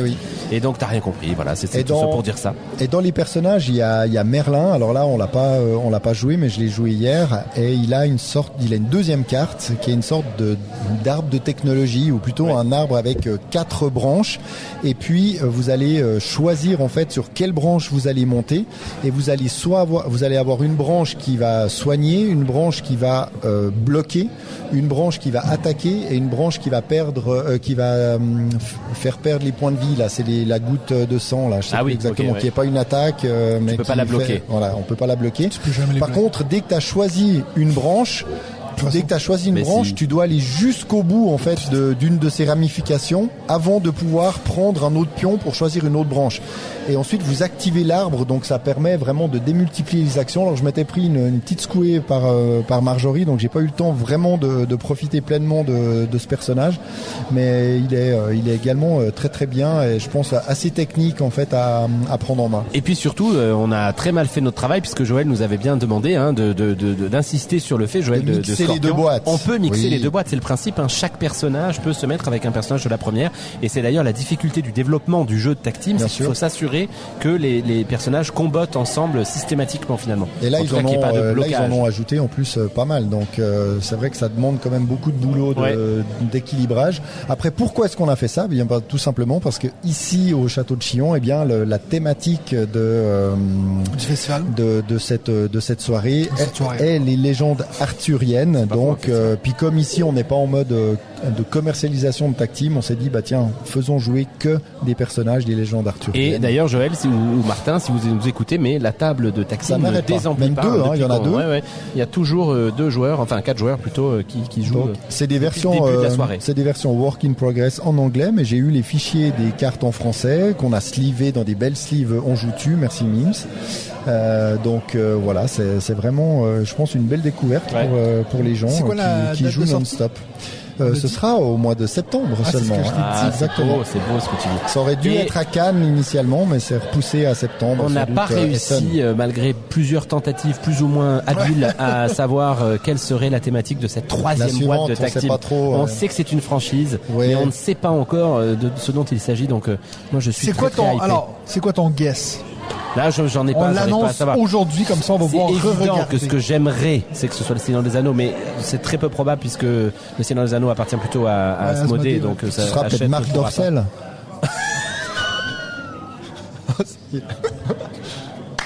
Ce serait quoi comme franchise? En fait, ça me donne des idées. Qu'est-ce qu'on pourrait se marrer quand même? Putain. Mais je sais pas, ça peut être Star Trek, mais ça me ferait chier que ce soit Star Trek parce que j'ai pas envie, j'aime pas ça. Et puis alors moi j'ai envie que ce soit Star Trek. T'avais répondu quoi toi déjà? J'étais tellement fier de la connerie que j'avais préparée que je t'écoutais pas. Ah oui, Seigneur des Anneaux. Ouais, mais ça serait trop. Non, mais je pense pas que ça c'est pas possible parce qu'en plus c'est Asmodée qui a des droits sur les jeux. Ah oui, t'écoutais vraiment pas ce que exactement ce qui était vraiment focus sur ta blague.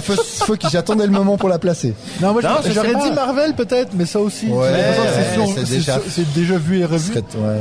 Ouais, ce serait peut-être. Je sais pas. J'ai peur que ce soit les Tortues Ninja parce que ça revient à la mode et puis c'est très américain. En même temps, si t'as la licence Marvel, autant faire quoi, parce que tu vas vendre. Mais est-ce qu'eux ils l'ont pas? Ça j'en sais rien. Je sais pas. C'est peut-être Yellow plutôt qu'il a Marvel, non? Je sais pas. Non, j'en sais rien. En fait, j'en sais rien. Voilà, Tag Team pour moi l'extension. Super. À moi. Alors moi, je vais vous parler d'un jeu qu'on a reçu hier et que j'ai déjà joué hier, donc j'ai bien fait mes devoirs, exactement. De chez Lucky Duck Games, qui est Borealis Expédition Arctique. Donc c'est un jeu qu'on a vu à Cannes, non? C'est un jeu qu'on a vu à Cannes, qui me faisait de l'œil depuis un moment, parce que déjà la couve m'attirait bien, et on n'avait pas eu l'occasion d'y jouer à Cannes. Ah oui, il y avait toujours des gens à la table. Donc je me suis dit allez, c'est parti, j'ai reçu la boîte, je lis les règles, j'invite Cindy et Noémie à la table parce que Marjorie était sortie et je les ai un peu forcés à y jouer et on a passé un bon moment. Alors qu'est-ce que Borealis? Alors nous sommes je pensais que t'allais dire qu'est-ce que je me suis fait chier. Non, pas du tout. Nous sommes chacun à la tête de pas d'explorateurs, mais plutôt de scientifiques photographes qui allons en Arctique pour photographier des animaux.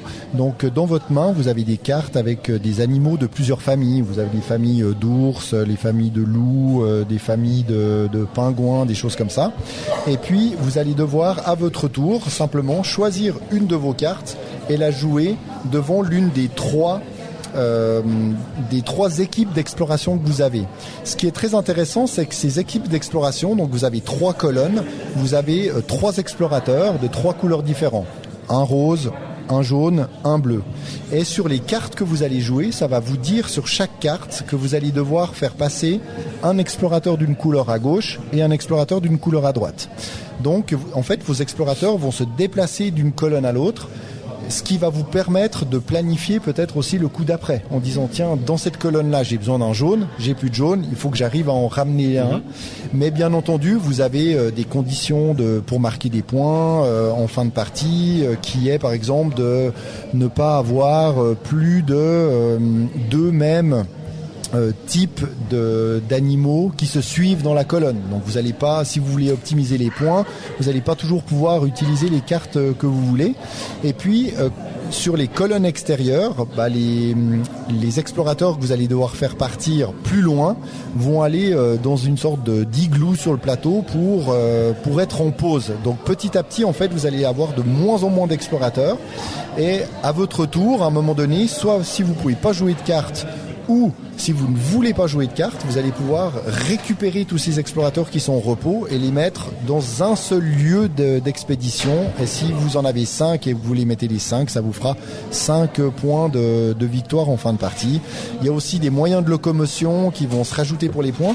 J'ai trouvé ça très intéressant à jouer et c'est vraiment, on va dire, alors je vais pas vous dire que c'est un jeu familial. Si vous avez une famille avec des enfants de 8 ans, n'allez pas sur Borealis. Par contre, à partir de 10 ans, si vous êtes en famille et que vous avez les enfants qui aiment jouer, allez-y parce que c'est vraiment plaisant, les illustrations sont chouettes, c'est assez simple à jouer parce que finalement vos ressources ce sont les personnages et puis un moyen de locomotion qui se trouve sur les cartes et ça fonctionne très très bien et c'est quand même un peu si on veut vraiment optimiser, on peut vraiment planifier un peu à l'avance ses coups en disant ok, celle-là je la veux ici, donc il me faut 2 bleus, donc il faut que j'amène les 2 bleus, etc. Donc j'ai trouvé vraiment très très chouette. Un peu initié quand même du coup à t'entendre. Ah c'est clairement initié, okay, ouais. Mais à partir de 10 ans, si vous avez des enfants qui ont l'habitude de jouer, ils pourront jouer à Borealis. C'est pas un jeu qui fait peur en voyant un énorme plateau, chacun a son plateau. Il y a cette rivière de cartes, des jolies cartes, des illustrations, des conditions de points en fin de partie qui sont... il y a tout un tas de cartes, donc vous n'avez pas forcément les mêmes à chaque fois et on joue très différemment selon ce qu'on a. Et puis aussi des cartes objectifs où là c'est vraiment une course. Le premier qui arrive à faire cette carte objectif, il prend 5 points et si les autres n'arrivent pas à le réaliser dans le même tour, ça dégage. Donc là, tu peux vraiment aussi avoir un focus sur ces cartes objectifs pour mettre la pression aux autres. Et puis la partie aussi s'arrête dès que quelqu'un a 7 cartes dans la même colonne. Donc vous avez 3 colonnes. Donc vous pouvez aussi dire, allez, moi je joue à fond une colonne. Et puis débrouillez-vous les autres. Mais tu pourras pas toujours jouer dans la même colonne parce que tes explorateurs, t'en auras plus dans cette colonne. Donc il faut les ramener. Donc j'ai trouvé ça franchement très chouette, très intéressant. Je me réjouis aussi d'en jouer. J'ai hésité à le prendre ici, mais je me suis dit c'est tellement pas dans la thématique de la soirée, toi avec l'Arctique. Alors que Mad, c'était complètement photos, dans la thématique de la soirée. Alors bien entendu, il y a une princesse. Voilà. Et il y a la princesse. Bien vu. Donc voilà, Borealis chez Lucky Dog Games, très très bonne expérience et me réjouis d'y rejouer et puis aussi de vous faire jouer parce que je pense qu'on passera un bon moment, c'est 35-40 minutes max, okay. Donc il y a de quoi passer un chouette moment. Moi je vais vous parler une imitation de Mathieu Berry. En fait, je me rends compte, moi qui... Déjà, quand on est dans une pièce tranquille, j'ai de la peine à écouter David, mais là, avec mon TDAH, avec des trucs qui se passent, il y a une dame qui vient de perdre son sac, là, je suis en train de regarder, je me dis, je suis méga investi dans l'histoire maintenant. Je suis genre, est-ce qu'elle va revenir? Je sais pas s'il a de la peine à m'écouter, c'est tout simplement, il m'écoute pas. Moi, je t'ai écouté, David. Oui. T'as vu, j'ai été attentif. Tu as été attentif. Tout à fait. T'avais même une petite lumière dans les yeux. Ça, c'est la soif, ça. Une petite larme. C'est la déshydratation. Non, moi je suis pas habitué à faire un épisode à jeun entier avec vous. C'est vrai, Arrête de dire ça, on a vraiment une réputation de alcool. On a même pas je me rends compte que c'est vrai. On n'a même pas d'eau, c'est sec. Non, putain, je suis tout sec. Allez, okay. À toi mon Mathieu. Oui, moi je vais vous parler un des jeux qui m'a hypé le plus quand on était à Cannes. D'ailleurs, j'ai été le seul des 3 qui était hypé. Mais c'était ce jeu My Favorite Things, que je sais plus comment il s'appelle en français. Ma chose favorite. Non, tu sais, on l'a vu chez Yellow. On a joué? Non, ils nous l'ont pitché à Yellow. C'est donc je sais qu'on n'était pas enthousiaste. Une réédition d'un jeu, pas une réédition, pardon, une localisation d'un jeu de plis avec des cartes où on va écrire dessus. Ah oui. C'est comment déjà je sais pas, cherche le titre en français pendant que j'en parle. Et donc, jeudi dernier, il y a Sylvain qui est venu à la maison avec Marie. Vos trucs préférés, voilà. Donc, Marie Giordana est venue à la maison et on a fait quelques jeux. Et dont Sylvain avait celui-là parce que bien sûr, Sylvain a tous les jeux en exclu tout le temps et dit que c'est de la merde au moment de la sortie. C'est en 2024 KS en plus. C'était ouais, du KS. C'était un petit KS. Petit KS. Il n'y a pas que des gros trucs sur KS. Hein. Non, je sais bien, mais je vois pas l'intérêt de le sortir en KS. Mais pas de Est-ce que je peux en parler ou... C'est bien sûr. Okay. Et donc c'est vrai que toi t'es pas le premier à être chiant quand quelqu'un cause, donc il y a aucun problème. Moi, jamais. Pas ouais. Ouais. Et donc c'est un jeu de un jeu de pli. Alors c'est vraiment pas tout à fait un jeu de pli, mais c'est-à-dire qu'à chaque tour on va simplement celui qui a la plus forte carte va gagner, mais il n'y a pas nécessairement une notion de couleur ou d'atout ou quoi que ce soit. Et il y a donc 2 phases à ce jeu. La première phase qui est, je vais par exemple, tu vas me donner des cartes avec un thème que toi tu vas choisir.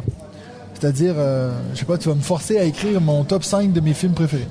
Et donc moi je vais donc les écrire sur une carte qui a un numéro dessus et je vais cacher ce numéro. Donc peut-être que moi je vais mettre le Seigneur des Anneaux. Et donc toi tu vas te dire mais ça je sais que Mathieu il aime bien, donc ça va sûrement être sa plus forte carte ou peut-être la deuxième plus forte et ainsi de suite.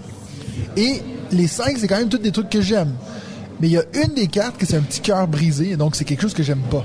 Et c'est là que je vais mettre, je sais pas moi, bien sûr j'ai pas une idée de film que j'aime pas en tête, mais imaginons le Hobbit, tiens. Même si c'est rude ce que je veux dire. Quand même. Non mais bref, je vais mettre un film de merde, tiens, The Room, tiens, c'est un film de merde. Et du coup, toi tu vas voir tout ça, et puis il y a un moment où tu penses qu'il y a un pli qui va être gagné par quelqu'un d'autre, tu peux jouer cette carte-là qui va annuler le pli. Donc ce caca quoi. Et donc, ce qui est... Moi, quand on m'avait fait le pitch, je me suis dit, c'est un peu comme un jeu de pli mixé avec Top 10. Top 10, j'aime beaucoup ce truc de faire classer les gens. Ce que je me suis rendu compte en jouant le jeu, alors j'ai bien aimé mes parties. Par contre, le problème, c'est que il peut quand même avoir des longueurs. Parce que le temps, tu sais, quand tu imposes un thème à quelqu'un, attends, moi, donc il écrive les animaux préférés. Attends, ben là, je sais pas. On a eu le cas d'ailleurs, Marie, elle a donné à Nadia ses animaux préférés. J'aurais jamais pensé que voir Nadia réfléchir autant à un jeu, elle était là, mais là, je peux pas mettre ça en 2. Si j'ai mis ça en 2, en 3. Et donc, il y a un peu ce truc, un peu dommage. Et aussi, bien sûr, c'est le gros problème de ce genre de jeu, c'est que si tu connais pas les gens autour de la table, alors de un, c'est pas drôle, tu sais, t'as pas ce truc de mais non, pourquoi t'as mis ça devant ça? Et puis c'est aussi que, en fait, c'est impossible de savoir qu'est-ce qu'ils ont mis. Donc c'est vraiment un jeu que tu peux jouer qu'avec les gens que tu connais. Juste, la résolution de l'ordre, tu l'as fait au moment où tu fais le pli ou tu l'as fait à la fin en repassant les plis les uns des autres? Donc moi, tu m'as donné ce thème. Je t'ai écrit, je t'ai redonné. Ça, c'est ton deck de cartes. Okay. Et donc, imaginons c'est toi qui commences, tu joues le Seigneur des Anneaux. Oui. Donc nous, on va falloir qu'on se dise, alors là, c'est les films, Mathieu, il l'aime sûrement, donc sûrement que c'est bien. Donc moi, je sais que cette carte-là est forte, elle va gagner de toute façon, je vais mettre mon pourri. Tu vois, il y a des trucs comme ça. Mais du coup, tu résous ça à quel moment? Une fois que tout le monde a joué une carte. C'est Mathieu qui confirme à ce moment-là, ok, oui, c'était bien ma plus forte. Non, parce qu'en fait, il y a des caches sur ces cartes-là. Oui. Donc une fois que tout le monde a joué une carte, on lève, puis on voit c'était quoi le numéro sur la carte. Ok, d'accord. Okay. Non, alors c'est quand même bien fait, hein. C'est juste que je pense vraiment pas que c'est pas un jeu de toute occasion. C'est pas un jeu qui est pour tout le monde. Et puis en fait, Nadia elle a eu une idée, puis on l'a tenté la deuxième partie qu'on a fait. Elle a trouvé dommage qu'on n'aille pas tous le même thème. Puis elle dit pourquoi est-ce qu'on mettrait pas un thème imposé à la table, comme ça, tu peux jouer sur la même chose, puis par ça ailleurs, va plus vite. Tout le monde réfléchit en même temps. Et donc on a fait ça, puis on a fait vos jeux de société préférés. Donc ce qui était marrant, c'est que je savais bien que Nadia allait avoir un Ark Nova, je savais bien qu'elle allait avoir un Seven Wonders Duel, mais à laquelle position et tout. Donc ça c'était assez marrant. Il y avait Blood on the Clock Tower x3 parce que moi, Marie et Sylvain, on est méga fans, mais à quelle position, tu vois. Donc c'était limite plus marrant comme ça. C'est hyper original comme jeu. J'arrive pas à vous dire une énorme recommandation de ma part. J'étais méga hypé par le jeu. Je sais pas si je vais l'acheter. Mais il y a quand même le mérite d'être très très original et puis c'est quand même marrant sur une partie, tu vois. Je me demande si c'est pas un jeu vraiment fait pour une famille. Parce qu'en fait, c'est vraiment le genre de jeu, comme tu dis, moi, le truc, j'imagine le bide absolu avec des gens que tu connais pas. Oui, mais tu sais, on peut jouer les trois avec mille, genre. Mais c'est ça, mais quand je dis une famille, c'est un peu nous. C'est beau, des ça! gens qui, effectivement, comme tu l'as dit, se connaissent. Et c'est vrai qu'en dehors de ça, je vois très mal comment ça peut fonctionner. Et je vois plutôt des bides potentiels. Et puis par ailleurs, tu peux imaginer quand Nadia elle a dû donner des cartes à Marie, ils se connaissent pas les deux, tu vois. Puis même moi, au final, il faut vraiment que tu connaisses les gens. Quand même, ce temps de préparation me fait un peu peur pour ce niveau de jeu. C'est ça, parce que limite, ok, tu connais pas les gens, on fait vite, ok. Mais là, quand ils sont obligés d'attendre, tu regardes les cartes, ça te dit rien. Donc voilà, Ouais, ok. Bon, bah, écoute, c'est à assez tester, risqué. à tester. Mais si vous avez un groupe que vous jouez tout le temps avec les mêmes personnes, je pense qu'il y a moyen de vraiment se marrer, quoi. Ok. Voilà, ça À c'était moi mon deuxième. Vas-y. Moi, je peux peut-être vous parler de un jeu enfant que j'ai testé ce soir et que j'ai en fait beaucoup aimé parce que je suis arrivé ici. Au début, il y avait quelques tables de mise en place par les gens du musée et puis David avait sa collègue Céline en l'occurrence qui est un peu la chef de la soirée qui me propose d'aller tester Roi et compagnie. Et puis je pensais que c'était sérieux et puis en fait c'était un peu une déconnade puisque c'est donc un jeu enfant. Mais on a quand même joué à Roi et compagnie. Familial, on va dire. Familial. Je suis d'accord. Non mais oui, d'accord, mais c'est un jeu. Oui, t'as raison. Accessible aux enfants, mais c'est pas un jeu enfant. Et en fait, je dois dire que j'ai passé un moment assez rigolo et surtout, je me suis absolument projeté dans l'idée de le jouer avec mes enfants. C'est-à-dire que c'est vraiment pas mon style de jeu, bien sûr, à moi, mais pour le coup, je le jouerai avec plaisir avec Lise, notamment, donc qui a 6 ans. C'est un Yams, tout simplement, hein, sauf que avec vos combinaisons de dés, vous allez essayer de choper des cartes et de faire comboter ces cartes avec des paysages. Et chaque carte, en plus, peut amener des petits pouvoirs. Ça se joue très facilement, ça se comprend très facilement. C'est suffisamment coquin et malin malgré tout parce que on peut on peut s'emmerder, on peut offrir un cadeau négatif à l'autre, on peut, si on réussit à rien choper, ce qui peut arriver, on prend des points négatifs. Et j'ai trouvé ça plutôt sympa. J'en ai absolument pas entendu parler de ce jeu qui, je crois, a 2 ou 3 ans maintenant. 2017. Voilà, c'est ça, 2 ou 3 ans plus 5 donc. Chez ABBA.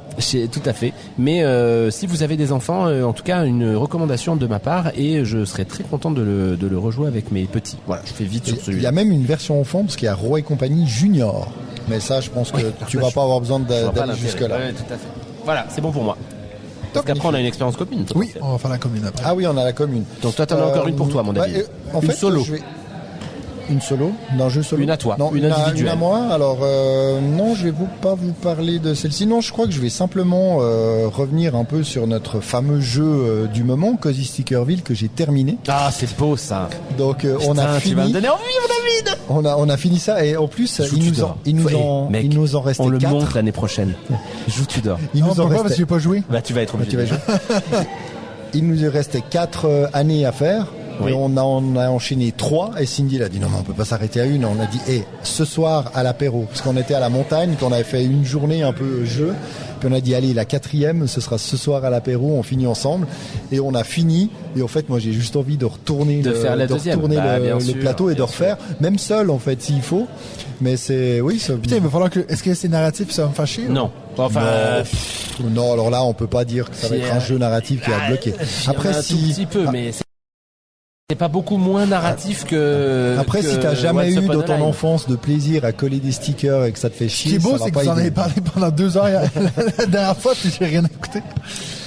Mais écoutez, voilà. Donc tu confirmes le plaisir. Je confirme tout à fait. Puis vu que c'était très rapide, je peux peut-être juste vous dire que j'ai eu la chance et l'occasion de tester le mode solo de Halflings que j'ai fait il y a quelques semaines déjà maintenant, parce qu'ils attendaient mon retour. Donc c'est à cause de toi que les backers n'auront pas leur jeu. Non, parce qu'en fait, le jour où j'ai fait le retour, il me dit, mais tu te rends compte, en fait, on a envoyé les fichiers ce matin. Et c'était du style début d'après-midi où j'ai fait ça. Et j'ai fait pas mal de retours quand même, donc je crois que pour le livret de règles, c'est pas, il y a des trucs qu'ils peuvent revoir mais pas tout. Et ça m'a presque donné envie en fait de bosser parce que ils ont pas du tout l'habitude de bosser sur des modes solo, donc c'était assez intéressant. Mais finalement c'est un bat ton propre score, toi. Et je pense qu'il y a vraiment moyen de faire et puis même en gardant leur même façon de faire, mais en comptant réellement les points et en faisant peut-être un mode facile, normal et difficile. Puis je lui ai dit, alors est-ce que je vais le faire ou pas, mais j'aimerais bien, c'est de pourquoi pas essayer de bosser sur une petite variante de ce mode solo qu'ils pourront mettre à télécharger le nouveau David, sur Internet. C'est le nouveau David. Et, parce qu'il n'y a pas grand chose à faire. Vous avez compris les gars? Ouais. Ok. Tout à fait. Oui. Mais réalisé. Et ce qui est pas mal, le nouveau David Turkzy. Oui, tout à fait. Qui fait les modes solo. Mais j'ai fait ça pour Benji, quoi. Il réagit même pas. Après, je suis en hypothermie, donc c'est peut-être aussi ça qui joue un peu. Et finalement, ce qui est pas mal, c'est que la seule chose que ça ajoute par rapport au mode multi, c'est un seul dé qui va dire en fait où est-ce que l'automa se place. Et je te jure, moi j'ai fait 2 parties à la suite pour être bien sûr des trucs. Tu l'as insulté. Et je l'ai insulté mais tellement bien sûr, de fois. mais ça c'est ça qui est bon. Ça c'est un automa qui marche, mon David. Parce qu'il se mettait à chaque fois. Et pourtant c'est tellement simple. Tu lances un dé, il dit où il se met. Mais oui. Puis si il n'y a pas la place, il se décale, et t'es tout le temps, tu dis, cette bouteille, je la veux, et il y a très peu de chances qu'il ait, et tu dis, c'est parfait, parce que le résultat est à l'opposé, puis non, il peut pas, putain, il prend la bouteille, quoi. Et ça m'a fait chaque fois ça dans une partie, ça a été très agaçant, et donc j'ai beaucoup aimé. Parce que j'avais vraiment l'impression qu'il y avait un connard de Benji en face qui se mettait exactement où je voulais pas qu'il se mette. Ce qui se serait passé, mon David. Donc voilà, un beau mode solo, mais je pense qu'il y a moyen en plus d'aller plus loin. Donc à moi de faire cet effort entre guillemets de travailler un petit peu dessus, mais pourquoi pas, avec plaisir. Tout à fait. Voilà. Notre expérience commune. Expérience commune. Vas-y Benji, je te laisse faire le Gollum. pitch. Eh bien écoute, Mathieu nous a amené Quorum que nous avait donné Pixie Games quand on était allé visiter ça à Cannes. Effectivement, grand merci. Mathieu avait bossé les règles hier, il a quand même préféré, et on le remercie, les retravailler un tout petit peu avant qu'on s'y jette. Bosser les règles et regarder une vidéo de 6 minutes. On va pas s'enflammer non plus. Donc il les a relus avant qu'on arrive. Et alors comment vous pitchez Quorum? C'est un jeu qui se joue extrêmement facilement. Vous avez une rivière de cartes, différents types de cartes, et puis à chacun de vos tours, vous allez piocher une carte dans la rivière, jouer une carte de votre main. Au début, vous en avez 4. Vous devez donc jouer une carte sur 5. Et puis ces cartes vont vous permettre de monter sur des pistes d'influence. Ces pistes d'influence vont être une façon de scorer à la fin. Ceux qui seront le plus avancés sur la piste d'influence scoreront les cartes de la même couleur en fonction du nombre de points que vaut cette piste. Vous allez pouvoir influencer ce nombre de points au fur et à mesure de la partie. Si je vous disais ça, bon, ce serait vraiment pas passionnant comme jeu, puisqu'il y en a à peu près 12 millions déjà comme ça, mais le petit sel du jeu, c'est que finalement, en plus de cette façon de scorer, vous allez également avoir des scorings spécifiques par chaque carte, qui sont en fait des espaces de la Grèce, des régions de la Grèce, et en plus, il y a des combos de cartes qui sont possibles. Rome, c'est Italie. C'est Rome, le jeu. Bah non, la Macédoine. Non. Ouais, mais il y a Africa, il y a un peu de tout. Ah oui, non, t'as raison, c'est l'Empire romain. Non, c'est l'Empire romain. Je me suis concentré sur la Macédoine, mais t'as raison. Et puis voilà. Et alors, effectivement, la première partie, moi, je vais donner mon point de vue. La première partie, je l'ai finie en me disant putain, j'ai très envie d'en faire une deuxième, mais j'en ai beaucoup chié parce que vous avez 3 couches de points différents, et donc une carte peut se lire de 3 manières différentes ou peut agir sur 3 niveaux différents. Et ça, c'est vrai que ça, moi, j'ai eu un petit peu de mal au départ. J'ai donc très mal comboté. C'est ce qui fait son originalité finalement. Oui, je suis d'accord. Mais c'est ce qui fait aussi sa complexité sur un jeu qui dans le fond n'est pas difficile. Et c'est ce que tu as très bien dit, Mathieu, en nous expliquant les règles. Les règles s'expliquent comme je vous l'ai fait là en 2 minutes. Il n'y a rien d'autre que ce que je viens de vous dire. Par contre, la complexité, elle vient du niveau de scoring. Et puis alors là, j'imagine clairement, ça le sort complètement du familial, parce que les familles vont rien comprendre à ce système. C'est du harmonie x 50 pour la complexité du scoring. Mais en réalité, une fois qu'on a fait notre première partie, ça n'est pas non plus si compliqué que ça. Et c'est surtout des gros combos.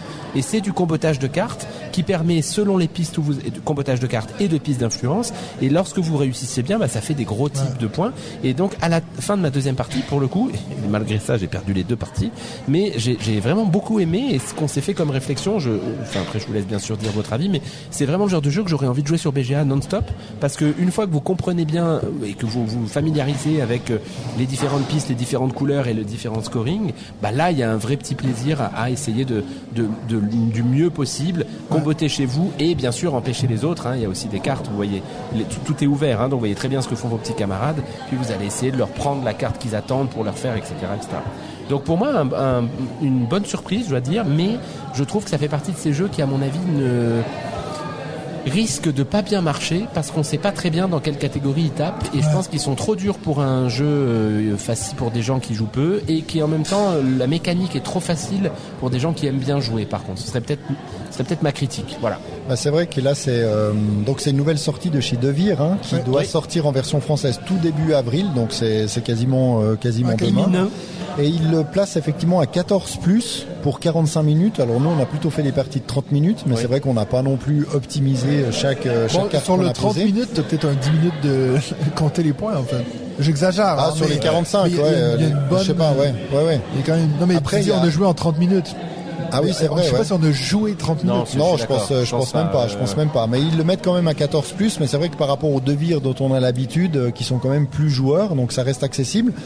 Il y a quoi ? Il y a une douzaine de points, de points différents. Attends, on a 6, 4, 6. Moi, je pense 10. Ouais, c'est une dizaine. Ouais. Une bonne dizaine. Après, chaque chacune individuellement, donc chaque façon de scorer est très simple individuellement, Oui. mais comme elles sont, il y en a plein qui sont différentes. Il y en a, c'est des familles de cartes, des familles d'objets, d'autres c'est fois, c'est des du set 1, 2, collection, 3, c'est voilà, ça. il faut que ça suive.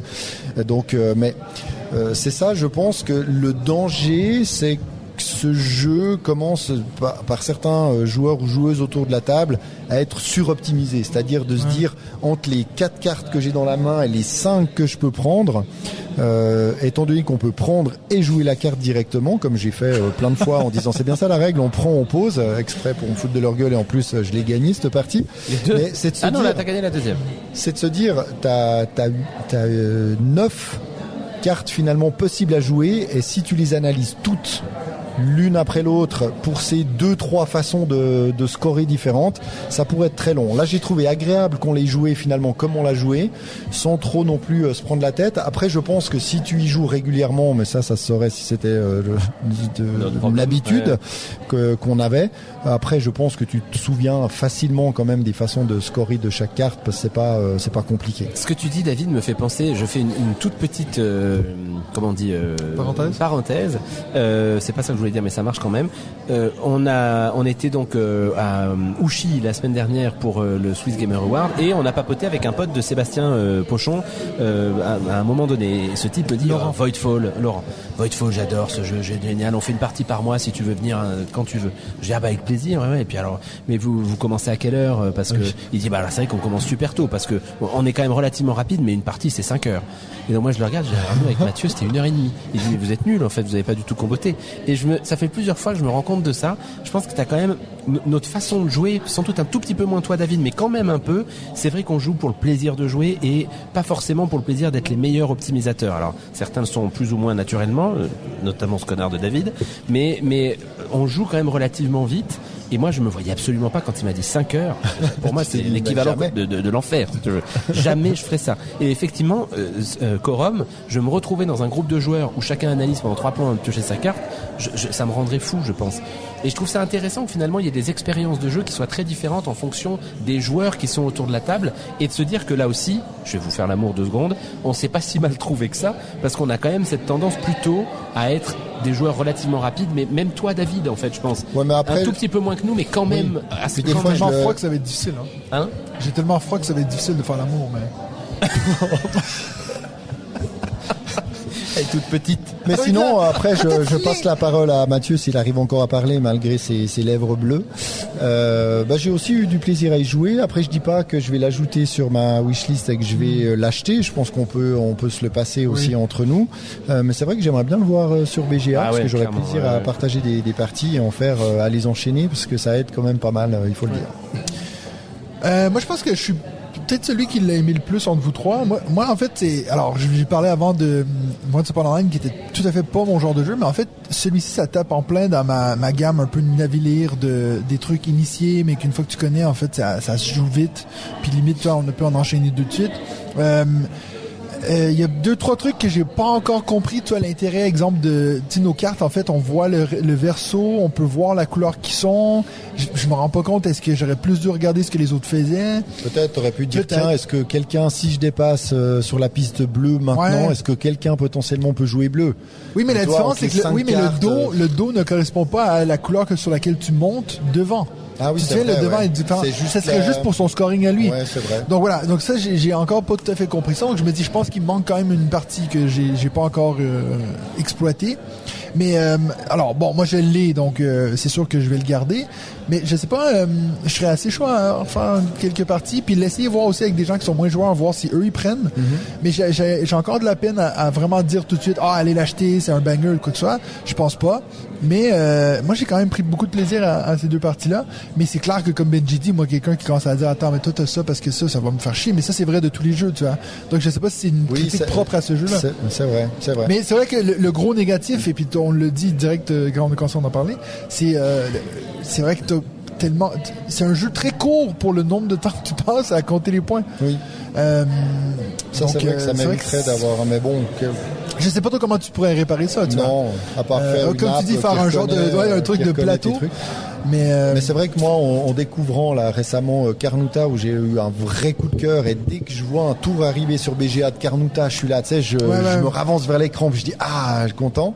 Là, j'ai pas eu ce même coup de cœur. Par contre, avec grand plaisir pour y rejouer, parce que j'ai trouvé plaisant. Mais c'est vrai que la comparaison avec Carnouta est pas mal, parce que au final, c'est quand même plus familial Carnouta. Carnouta mais par contre, le scoring, c'est quand même pas, tu peux pas juste le faire comme ça, il faut quand même, j'ai fait mais Carnouta, t'as une information sur la carte. Non, t'as raison. Je trouve que c'est ça le plus simple. Alors que là, vraiment, tu dois croiser plein de trucs, quoi. En même temps, c'est là l'intérêt. Alors, pour le scoring, c'est chiant, mais je trouve que c'est là que tu combattes. C'est pas, parce que j'ai ces 3 autres cartes, c'est, avec une même carte, t'as un combo. Oui, c'est-à-dire, je peux à la fois monter et l'utiliser comme scoring. Mais donc ça, c'est quand même assez intéressant. C'est son point fort et son point faible, en fait. Oui, pour moi, t'as raison. Vraiment, c'est très bien dit ça.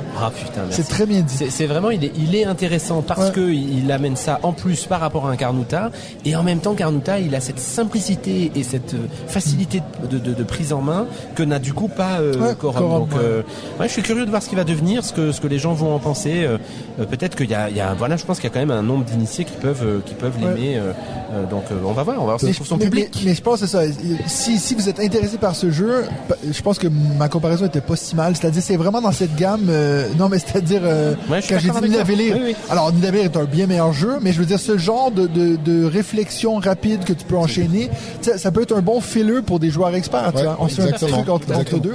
Mais vous n'allez pas jouer à ça avec vos enfants, je pense pas. Et là, petit commentaire sur l'édition. Alors, j'ai envie de dire, c'est un détail, mais il y a 4 joueurs, il y a 4 petites cartes d'aide de jeu, où les 2 côtés de l'aide de jeu sont importantes, parce que c'est toutes les conditions en fait pour marquer des points. Donc ça aurait été agréable d'avoir soit une plus grande carte avec tout dessus, ou mettre 2 cartes. Ou 2 cartes. Je suis entièrement d'accord. Tu mets 8 cartes d'aide, les 2. C'est tellement nécessaire étant donné la complexité du scoring. Si tu joues à 2, t'es tranquille. Oui. Il y a, je c'est un détail, je pense qu'il les avait dans la boîte, je l'ai juste pas donné. Ok. Alors on va mettre un doute là-dessus. Non, mais parce qu'après il y en avait qui étaient en portugais. Peut-être. Vu qu'il y a 3-4 autres langues en portugais.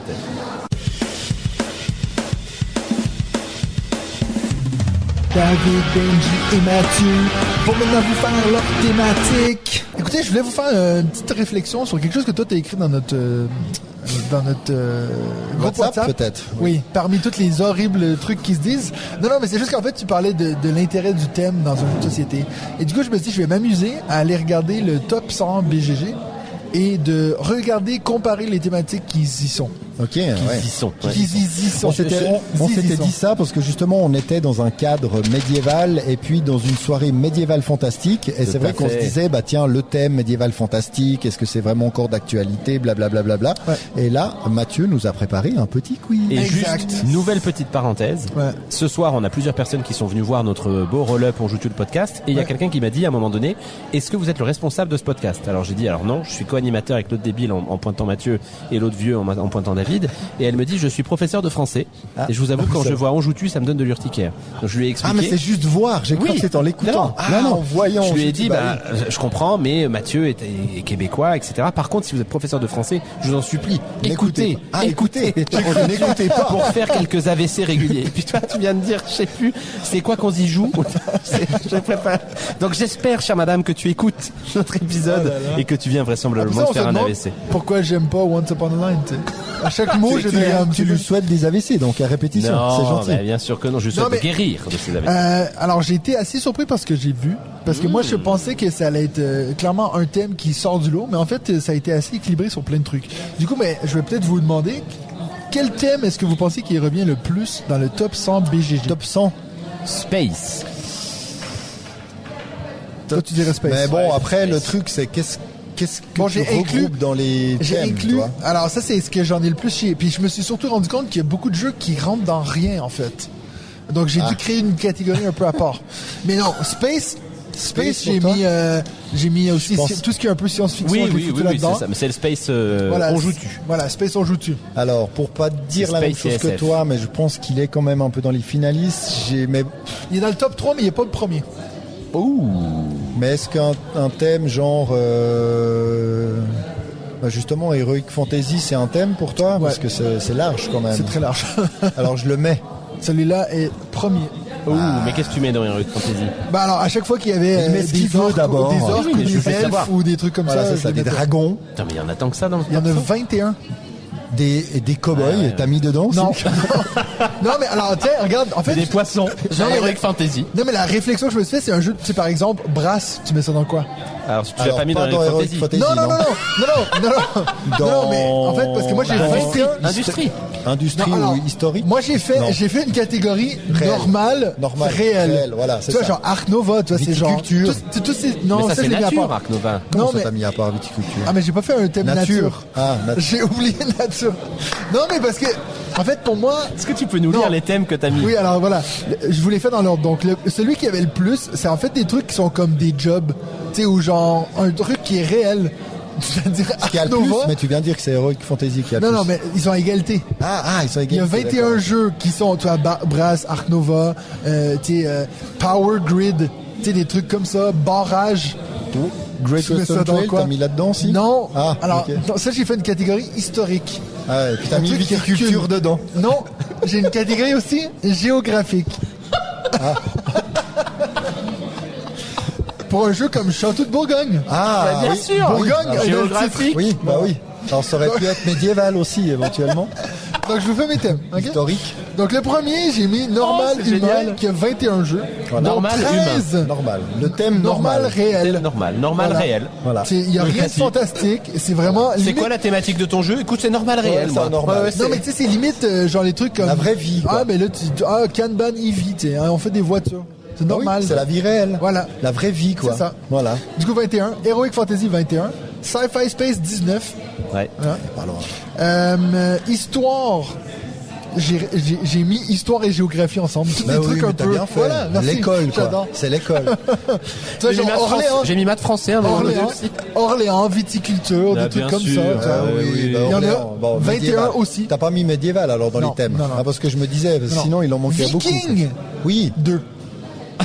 Ah, C'est un thème en Viking, soi. Viking, Mais tu pourquoi l'as mis c'est tout pas seul, dans t'as pas mis l'histoire, dans l'histoire. Viking? Non, T'aurais- parce que. T'aurais pu mettre pirate et viking dans l'histoire aussi. Ah, c'est en train d'être le meilleur moment depuis bien ça n'a jamais longtemps. existé. J'ai pas fini. Viking, t'es con, Thème, Benji. thème viking. C'est comme les pirates, ça n'a jamais Ensuite, existé. j'ai été mal pris parce que j'avais des thèmes des fois comme genre. Ah, t'étais mal pris que ensuite, parce que moi, je C'est ça. t'ai Non, mal non, pris non, depuis non, le non, début, non, mais. non, c'est juste pour. Ensuite, il y avait genre les ruines perdues de Narak. C'est quoi C'est ça? réel, c'est aventure. de l'architecture. Aventure, c'est ce que j'ai fait. Aventure. Ah, J'ai créé et- une catégorie aventure. Tiens, on claque aussi. Voilà, c'est bon ça. Voilà. Ah, c'était tout mou, votre claque. Ah, il, Oh, ça est- il fait a froid. ensuite- Il a froid. Ensuite, j'ai fait une catégorie horreur pour toutes les Cthulhu, les Death May Die, les les zombies. Blood on the Clock Tower, ces trucs-là, Ah oui. tout ensemble. J'ai fait. Je savais pas où mettre Everdell. Oui, il a bien bossé. J'en ai chié avec Everdell parce que c'est fantastique, Ouais. mais c'est pas du tout héroïque. Ouais, c'est fantasy, Du coup, ouais. j'ai créé fantasy entre parenthèses chou. C'est du fantasy chou, mais après il y aura le un fantasy. Pas Non, chou. il y en a un. Il y en avait un dans le top 50. Après ça, j'en ai rajouté d'autres, mais je me souviens plus c'est quoi les autres. Mais il y en avait deux autres après dans fantasy chou. Ah, attends, il a bien bossé quand même. Ouais. Respecte un Je peu. pense oui, que, mais je je pense que respecte, j'adore. potentiellement je pense que j'ai mis Spirit Island là-dedans alors que c'est pas chou, mais c'est pas du tout héroïque, mais c'est fantastique, tu vois. Oui, bien sûr. Voilà. Ouais, ouais. Ensuite, il y a j'ai une catégorie zéro thème où j'ai mis la croquignole qui a pas de thème. Oui, c'est vrai. Ouais, C'est et pas j'ai faux. aussi mis Azul là-dedans parce que même s'il y a des tuiles de trucs, Ouais, bon, non, Voilà. ça colle avec C'est ta vrai. définition Voilà. histoire-géographie, mais il n'y a pas de souci. donc ça c'est tout. Ah, la Mathieu. Alors là, Ah, c'est tout. Il y avait qu'une question. C'était ça la question. Ah, j'avais cru qu'il y avait plusieurs questions dans le quiz. non, m'as non. fait Ah, rêver. ok, C'était ok. pas un quiz, c'était juste vous dire qu'est-ce que vous pensez qu'il y a dans les thèmes. tu m'as fait rêver. Tu sais qu'il y a des Et thèmes donc officiels dans BGG1, t'aurais pu cliquer. Pour vrai? Mais j'ai pas trouvé. Non, t'as des mécaniques, mais t'as pas des Et thèmes. puis dans My Ludo aussi, il y a ça. Mais après, t'auras pas le classement par contre. Ouais, mais après t'aurais pas l'humour dedans. toi. Bah Non, mais ça c'était serait bien trop mieux. vrai.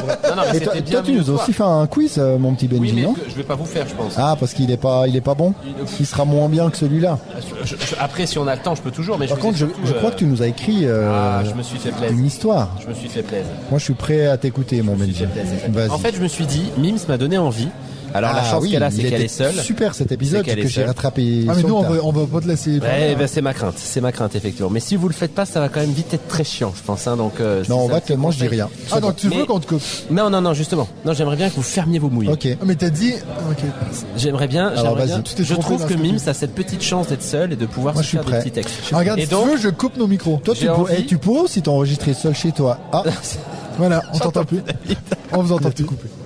Non mais les amis, effectivement, à un moment donné dans la discussion qu'on a eue sur le WhatsApp, David, Mathieu d'ailleurs a d'abord commencé à me dire tiens Bungie, fais un truc thématique jeu de société et médiéval fantastique. Je ne sais pas très bien ce que tu attends de moi et David a dit la même chose 2 secondes après, comme s'il venait de réinventer ce que disait Mathieu. David Benjamin, je te propose un truc, Bungie, je te propose un truc, fais un truc médiéval fantastique et jeu de société. Et donc moi j'ai finalement entendu que j'avais une sorte de carte blanche et que je faisais ce que je voulais et donc eh bien je vais faire ce que j'ai envie de faire. Petit disclaimer, ils vont se barrer, c'est con. Petit disclaimer, il s'agit bien sûr de mon point de vue, de mon opinion personnelle. Je ne force personne à être d'accord avec moi et vous me connaissez, s'il y a la possibilité de mettre un tout petit peu de mauvaise foi dans mon propos, eh bien je ne vais pas m'en priver. J'ai donc eu l'idée de partir, vous pouvez me regarder quand même quand je vous parle, vous n'êtes pas obligé de parler mais vous pouvez me regarder. J'ai donc eu envie de partir d'une question, c'est pourquoi est-ce que j'aime le médiéval fantastique ? Et en l'élargissant un petit peu, pourquoi j'aime les univers de l'imaginaire ? Parce que vous l'avez vu avec les thématiques de Mathieu, c'est pas forcément simple de définir le médiéval fantastique. Donc je parle du médiéval fantastique, je parle de l'heroic fantasy, je parle de la science-fiction, je parle du fantastique. Pourquoi est-ce que j'aime ça et pourquoi est-ce que d'autres les aiment autant ? Eh bien, je vous propose une réflexion.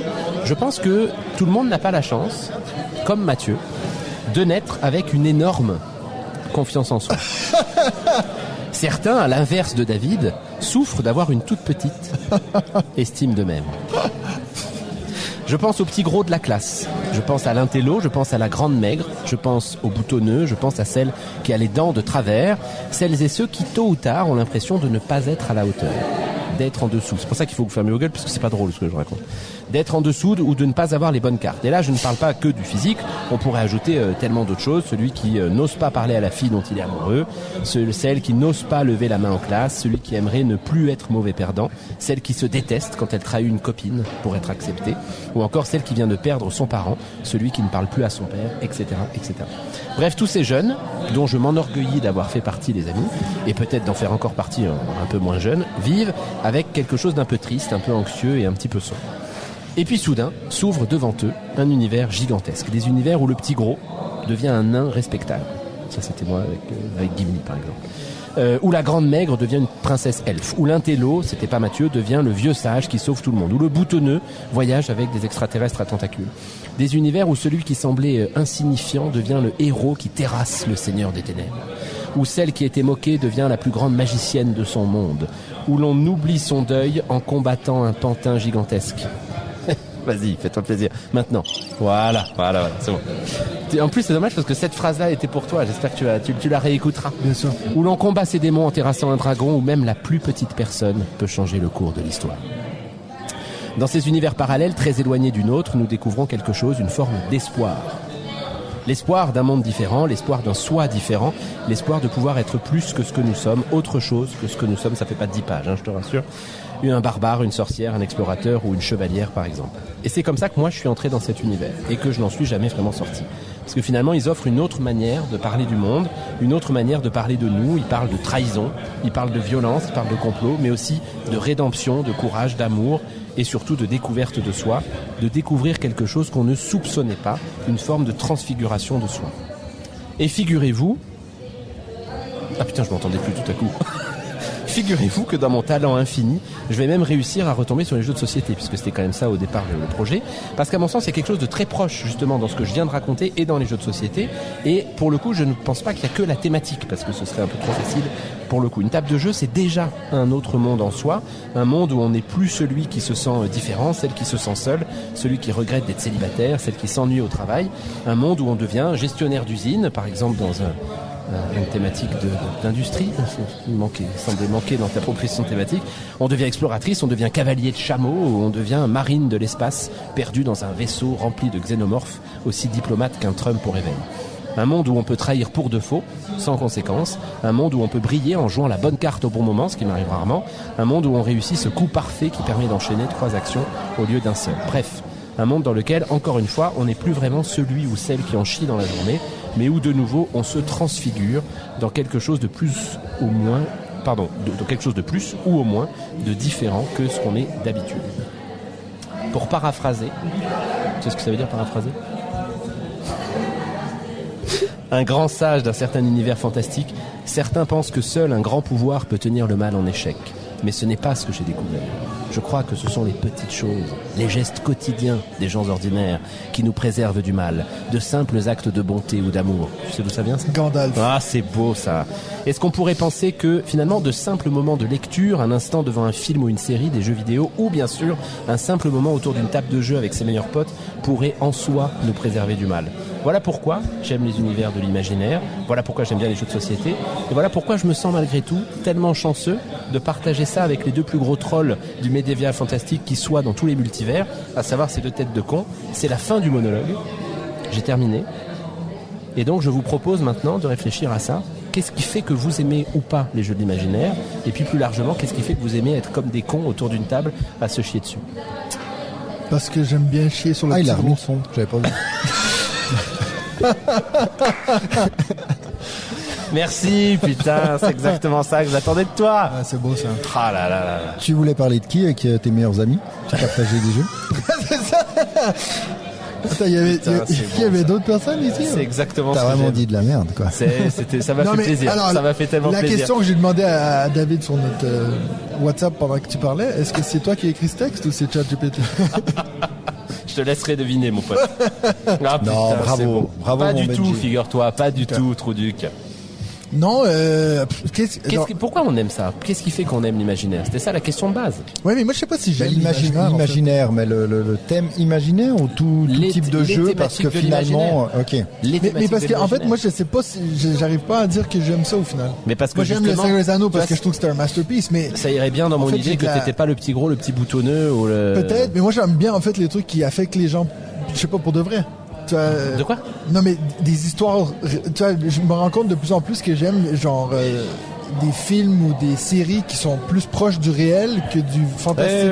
Ouais. Mais ça après- m'attire plus. Après, si t'es dans un rôle de quelqu'un, typiquement, on parlait des ruines perdues de Narak tout à l'heure, puis là, t'es dans un aventurier genre Indiana Jones, est-ce que ça fait partie pour toi de ce thème un peu de l'imaginaire? Mais- Parce que tu peux Parce que tu veux te coucher pendant qu'on mettre- t'analyse. tu peux te mettre finalement dans la peau de cet Indiana Oui, Jones je suis d'accord. et donc sortir aussi toi de ton quotidien et puis d'avoir autant de plaisir avec ça que dans on parlait de viticulture finalement où t'auras l'impression toi tu vas sortir de ton quotidien aussi même si c'est pas un thème fantasy. Je pense, pour moi, en tout cas, la différence, c'est le fait que ce soit complètement réel ou qu'il y ait un truc qui n'existe pas. Ouais. Indiana Jones, c'est un bon exemple parce que c'est complètement réel jusqu'au moment où il y a comment ça s'appelle dans Un piolet. les aventuriers de l'Arche perdue là, quand il Ah ouvre oui, le le coffre car, et que- puis les gens ils s'y c'est ça. fondent, et puis Ah oui, Voilà, c'est ça. les Et donc je malédictions, trouve les Indiana sorts. Jones, on est dans la frontière avec le fantastique, hein, pour le coup, avec la SF, avec les extraterrestres, et puis avec la nullité malheureusement avec les derniers. Mais je trouve, pour moi, l'imaginaire c'est extrêmement large. Hein. Je Tu trouve dis que la tu peux- nudité? La nullité. Ah! Non, il n'y a pas une nudité dans Mais c'est vrai que Indiana c'est assez intéressant et je pense qu'on pourra en reparler parce que j'avais aussi préparé un peu un truc en lien avec le médiéval fantastique et fantasy. Tu Ouais, sais, c'est ce ça, côté ouais, où ouais. j'ai l'impression qu'un temps tu pouvais mettre un dragon sur une boîte et puis waouh, tout le monde était là puis ça se vendait. Tu sais, Ouais, un peu ouais. ce monde de geek entre guillemets où et puis aujourd'hui j'ai l'impression que beaucoup essayent de se détourner justement de ce genre Ouais. de thème parce que c'est peut-être plus trop porteur aujourd'hui et c'est peut-être pour ça qu'on se retrouve avec des jeux, avec des slips, avec des transats et puis des parasols parce qu'au final on commence à mettre des thèmes qui ne veulent plus dire grand chose. Donc moi je trouve intéressant. Après par rapport à ta question, pourquoi est-ce qu'on aime ça?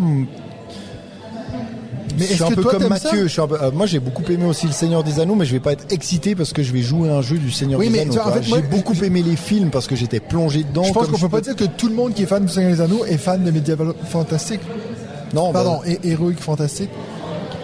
Bah non, c'est sûr, parce qu'en C'est plus pas ça la fait raison partie... pourquoi on l'aime. Non, tu c'est vois. pas parce que tu l'aimes que tu vas te faire après plein d'autres plein d'autres livres. Moi, si je suis devant des livres, je vais plutôt aller chercher des polars, des thrillers, des trucs comme ça, plutôt que de me dire je vais aller dans Mais il y a un truc que je trouve intéressant là-dedans, justement. Et puis, alors, je prétends pas, c'est bien sûr trop simple de penser que c'est uniquement des facteurs psychologiques qui font qu'on aime tel ou tel, mais je trouve quand même intéressant qu'effectivement, il y a un groupe de gens qui va plutôt aller vers des polars qui sont effectivement des choses extrêmement réelles, ou par ailleurs extrêmement sombres, c'est une partie de l'humanité particulière, et d'autres qui vont être vraiment attirés par cet univers-là de l'imaginaire, que ce soit dans la littérature, dans les films, dans les séries ou dans les jeux de société. Dans les jeux, je serais peut-être plus attiré par le côté aventurier ou pirate ou viking, toi, ces trucs un peu de voire même pourquoi pas chevalier, même si c'est pas C'est quand même plus humain, un chevalier, ça c'est la même chose, ça a existé. Exactement, c'est ça, réel. tout à fait. Ouais. Donc plus vers ce côté réel, ce côté historique. C'est pas imaginaire comme les Vikings, tu vois. Mais c'est là où bien sûr il y a un petit biais avec mon boulot, mais je pense qu'il y a quand même des facteurs psychologiques qui font que oui, mais on est alors, attiré déjà, là-dedans. Et ensuite, ce que je trouve marrant, c'est que ces facteurs psychologiques se croisent autour d'une table de jeu où nous trois, qui donc n'avons pas le même développement, la même enfance et les mêmes facteurs psychologiques, y compris dans ce que vous venez de dire et dans ce que je dis des choses et des univers qu'on aime. Par contre, on va quand même passer un bon moment ensemble autour d'une table de jeu. À jouer à n'importe quel type de jeu finalement. Bah, moi je vais vite aller au-delà aussi de la thématique, et ça c'est encore un autre sujet qu'on aurait pu aborder. C'est est-ce qu'au final la thématique va faire que tu vas aller vers le jeu, ou est-ce que c'est juste quelque chose en plus qui va être ajouté sur la mécanique. D'ailleurs il y a eu des discussions aussi sur le Discord par rapport à ça, et c'est vrai qu'on voit que suivant les personnes il y a une grande différence. Je pense que Benji lui va vraiment être attiré par la thématique, et le fait de raconter une histoire. Si la thématique ne lui parle pas, il va vraiment falloir que le jeu soit vraiment très très bon pour qu'il s'y motive à y jouer, surtout à y rejouer, parce qu'y jouer une fois, je pense que tu vas le faire, mais d'ici à y rejouer ou à l'acheter, il faudra vraiment plus. Alors que Marrakech moi, est un bon exemple. Moi, je vais plutôt aller dans l'autre sens, mais c'est vrai que le côté, la thématique va peut-être quand même m'attirer. Toi, si j'ai le choix entre deux jeux, puis on me dit les deux sont bien, bah je vais aller plutôt vers celui dont la thématique me plaît le plus. Mais la mécanique, sans doute la sensation de jeu va l'emporter sur la thématique. Et je pense que ce qui est très fort et ce qui est plus simple sans doute à faire avec du monde imaginaire, ou plus casse-gueule, je sais pas, c'est de rendre cohérent par rapport à ta mécanique. Toi, de lier la mécanique à quelque chose d'historique sera sans doute plus compliqué que d'inventer finalement quelque chose et puis de le coller un peu à ta façon. T'as vu l'effort. Attends, je me sais plus, toi t'avais joué à Barcelona? Oui, on y avait joué ensemble. Parce que l'effort qui a été mis à dire, en plus de ça, il y a le côté historique de parce que les bâtiments ils étaient faits comme ça. Tu vois, c'est sûr que c'est plus dur que de dire non mais les nains ils aiment bien ça puis mais ça on le sait parce que t'as lu les règles, tu l'as lu dans les règles. Non, j'ai pas lu les règles. J'ai jamais lu les règles. Mais au final toi tu me le dis pas, moi j'aurais pas l'impression d'être à Barcelone. Je suis devant un tableau, une sorte de tableur Excel. Oui, non, je comprends ce que tu dis. Mais j'ai pas l'impression d'être dans Barcelone et puis de construire des trucs à Barcelone. Si, t'as quand même le plan de la ville, tu fais des rails, tu fais des tramways, des métros, tu fais des bâtiments. Je pense que ce qu'il veut dire, c'est de là à dire que tu dis mais c'est accurate ou pas, ça c'est précis. Tu sais que c'est Barcelone, tu sais que les bâtiments ont sûrement été réfléchis, mais est-ce que tu vas aller jusqu'à dire est-ce que c'était le même architecte qui a été nommé de toute façon? Après, si tu connais Barcelone en plus aussi, t'es barcelonais, puis t'as le truc, puis tu reconnais, et puis tu dis putain, mais c'est fidèle à la réalité, ça c'est un plus pour ce type de mais c'est clair, tu vois, après écoute, ça m'a fait plaisir de pouvoir reploguer Naishi ici, mais quand nous on a dit ok on fait un truc japonais, ben là des fois on avait une idée, on va mettre ça et ça, on mettra un tank, c'est pas grave. Ah non mais il y avait pas de tank à l'époque. Ah attends, on va regarder qu'est-ce qu'il y avait. Ah ouais ça, puis on s'est pris 2-3 libertés quand même, des trucs qui en fait colle pas, mais on a dit tant pis, les gens s'en rendront pas compte. Puis bien sûr maintenant le jeu va se trouver au Japon, puis les gens vont dire c'est quoi ça? C'est vrai que ça peut être casse-gueule parce que suivant le thème, tu alors encore une fois, c'est ça, si on a mis des nains et puis des elfes, ça aurait passé. Mais si tu prétends que ton jeu en plus est historique et puis se base sur des trucs, non, et puis qu'en fait, et puis que tu te plantes complètement, là c'est vraiment dommage. Mais en même temps, tu vois, je rebondis un peu sur ce que tu disais. Je pense que le risque à foutre des nains et des elfes à toutes les sauces, qui a sans doute été fait à une époque, c'est qu'au bout d'un moment, tu perds en cohérence interne aussi. Et pour qu'un jeu avec une thématique fantastique ou médiévale ou imaginaire fonctionne. j'ai failli crever, c'est le gosier qui est complètement sec, fonctionne, bah, il faut quand même que ce soit un peu construit. Si c'est juste, ouais, je vais mettre des nains, etc., bah, ça marchera pas. Nidavellir, je trouve, ça aurait pu fonctionner avec n'importe quelle thématique. Bah, le fait de dire que c'est des nains qui vont combattre, que tu construis une équipe, etc., qui doivent comboter, mais moi, je trouve que ça rend service au jeu. Ça aurait été autre chose, ça aurait sans doute bien marché. Mais c'est pas juste, ils ont pas juste dit on fout des nains et puis ça marchera, tu vois. Alors qu'il y a d'autres types de jeux, alors que j'ai peut-être pas en tête, mais qui je pense fonctionnent pas parce qu'effectivement l'éditeur ou l'auteur a dû dire bah tiens, fous des elfes et des nains et puis ce sera très bien. Et puis on sent que c'est pas habité en fait. Naishi, putain, ça me fait chier de le dire. Mais le fait que vous ayez travaillé pour le rendre un minimum cohérent, tout en acceptant de prendre des libertés, ça rend service au jeu. Vous auriez effectivement mis des nains et des elfes sans réfléchir, bah je pense qu'il aurait été moins bon. Alors je sais que c'est une discussion que nous avons régulièrement avec cet ami Birdou sur le truc, mais pour moi il y a vraiment là-dedans quelque chose d'important pour que la thématique rende service à la Ce qui est vrai, c'est que ça le rend plus simple à expliquer. Bien sûr, ça fait du sens de dire l'archer, il faut qu'il soit à côté de la tour, il faut que tu as la princesse, ça va être au centre. Toi, il y a des trucs comme ça qui font du sens, mais dans qui rend service à l'explication du jeu, à mieux intégrer le... Je fais l'hypothèse que malgré tout, le fait que vous ayez travaillé sur cet aspect-là nourrit la globalité du jeu en fait. Peut-être. Au-delà dans quelque chose d'impalpable. Mais c'est pour ça que c'est facile à dire. Mais c'est du coup d'un truc qui est impalpable. Alors déjà deux trucs que je veux te corriger. Alors c'est pas du tout vrai que moi toute ma vie j'ai une énorme confiance en moi. Hein. J'espère que toi tu penses pas ça. Mais je te connais. Énorme confiance en moi. Non, et ça. Et puis deuxième truc, en fait je rebondis sur ce que tu disais parce que moi je pense que potentiellement c'est peut-être pour ça que je suis moins embarqué dans les thèmes que vous. C'est le fait que je ne lis jamais aucun livre de règles parce que c'est là-dedans qu'ils vont te mettre c'est vrai, nous sommes dans le truc du machin. Des fois moi je comprends même pas l'intro. Corum lui il pensait qu'on était en Grèce. Non, c'était à Rome. Pourquoi moi je le sais? Mais parce qu'il était écrit sur le livre de règles que j'ai lu juste avant de jouer parce que je me suis dit vous allez me faire chier. Pour la première fois de ta vie. Donc je pense qu'il y a un peu ça. Puis tu sais, le nombre de fois où Benji nous dit hey, j'ai lu les règles de tel jeu là, ça va être fou. Puis je pense qu'il est en train de s'imaginer, en train d'y jouer et tout. Alors moi, pas du tout. Moi je regarde une vidéo règles, je fais ok, ouais, je vois. Alors là, c'est intéressant que tu dis ça parce que pour le coup, j'ai lu les règles de Puerto Rico et alors la thématique m'intéresse mais absolument pas. Elle m'embarque pas et pour le coup, je peux aussi m'exciter à lire un truc très mécanique parce que non, mais c'est parce que tu sais que tu vas jouer avec ta boîte, ça t'excite quoi. C'est possible, c'est vrai. Non, mais c'est vrai c'est l'objet. Mais moi je pense que je pense que moi le premier truc que je regarde c'est la réaction que ça crée autour de la table. Moi c'est vraiment ça. Tu dis qu'est-ce qui te fait embarquer dans l'imaginaire. Moi c'est rien, moi c'est qu'est-ce qui me fait embarquer dans la société. C'est-à-dire j'ai tellement été longtemps à geeker sur ma console tout seul dans ma chambre puis je me suis rendu compte quand on fait des trucs avec des gens je les fais rire, on se fait rire, je lui lance une vanne. C'est ça que j'ai trouvé cool et puis c'est pour ça que des fois je vais tu sais, moi je pense que je suis de nous trois celui qui est le plus affecté par quand je te montre un jeu puis ça tu l'aimes pas.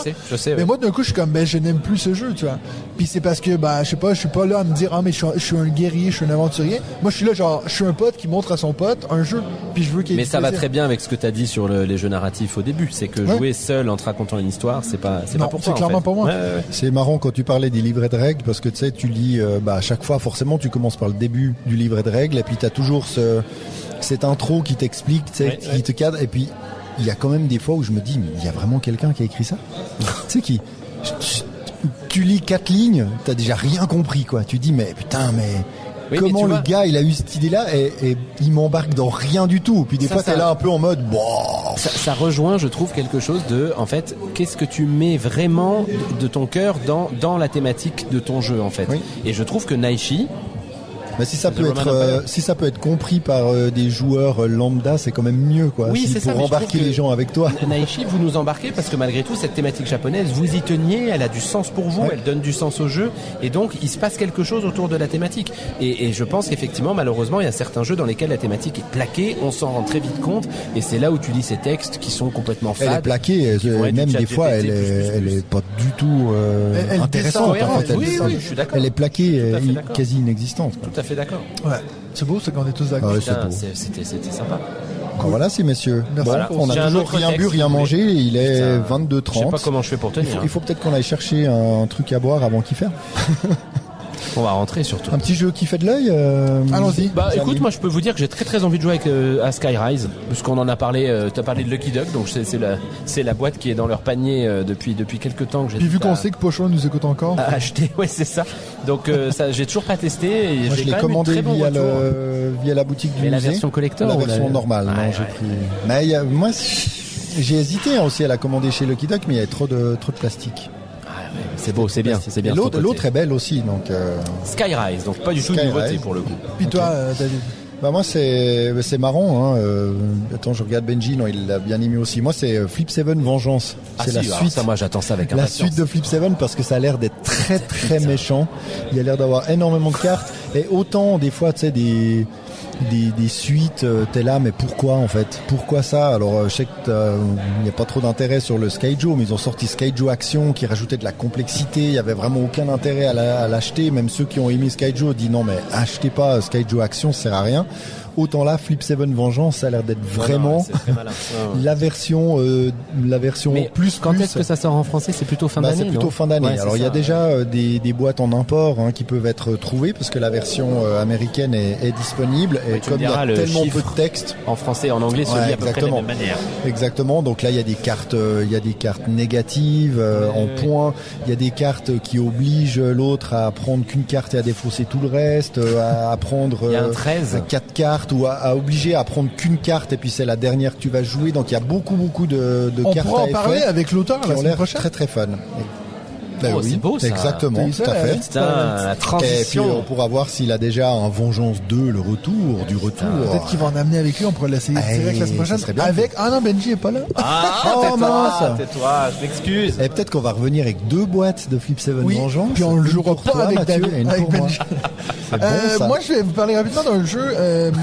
Il en a un. Oui, c'est rare que j'en ai un. Je sais pas si on en a déjà parlé dans le podcast, surtout probablement quand il avait été nommé au Spiel, mais j'aimerais bien essayer Très Cool. Ah oui. Bah, je l'ai essayé à t'as Vichy. joué? Ouais, j'ai joué à Vichy. Ah, ça a l'air assez marrant. Et Ouais, j'ai trouvé ça marrant. Ouais. En fait, c'est ce jeu Bah, c'est où Marie qui t'es en parle beaucoup en ce moment. T'es forcé à dessiner sur des lignes pour faire Ouais, ton je dessin. reconnais que ça Il y a un me truc un m'intrigue peu, aussi, ouais. un peu comme ça me fait presque penser à Imagine, ce truc de tu veux faire devenir quelque chose mais t'es contraint par ce que tu peux Ouais. faire.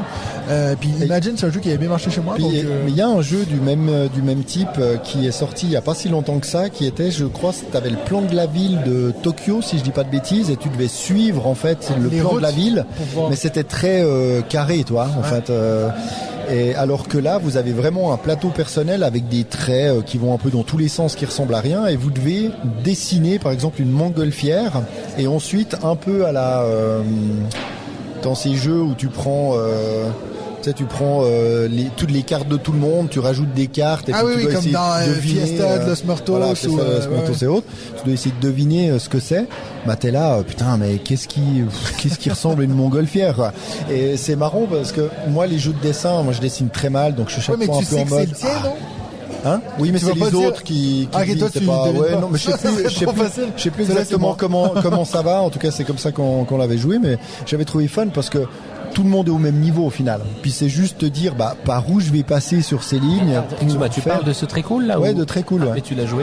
Bah, à Vichy. Ah pardon, oui, c'est ça, excuse-moi. Avec J'ai été Mims, inattentif et puis on avait fait juste deux formes, et puis ça c'est, alors je pense qu'en famille ça va cartonner parce que t'as vraiment ce côté où tout le monde est au même niveau, les dessins vont ressembler à rien à tout le monde, mais quand même il y a des trucs où tu vas te dire ah ouais, en fait la montgolfière c'est celui-là, puis l'autre à côté il va voir la montgolfière totalement ailleurs parce que puis toi t'avais la montgolfière, c'était encore l'autre.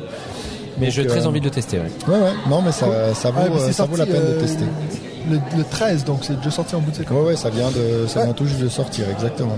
Top. Ben écoute, merci beaucoup à vous les gars. Et puis comme ça, comme on l'a dit, nous en tout cas, nous deux on sera là. Benji, on sait jamais avec lui, mais Mim sera là. Ça sera peut-être une surprise. Peut-être une surprise, ouais. C'est pas sûr. Et ce sera à ce moment-là un autre épisode de Comment on dit on joue-tu en médiéval? Randu Tours. Merci à vous d'avoir écouté un autre épisode de On Joue-tu, le podcast des jeux de société. L'équipe On Joue-tu aimerait remercier ses 3 boutiques partenaires, donc au Québec, la boutique La Pioche, en Suisse, la boutique Les 400 coups, et ainsi que en France et en Belgique, la boutique Ludotrotteur. Donc merci beaucoup Harry, on vous invite à vous rendre sur place si vous avez besoin de conseils sur des différents achats de jeux dans ces différents secteurs.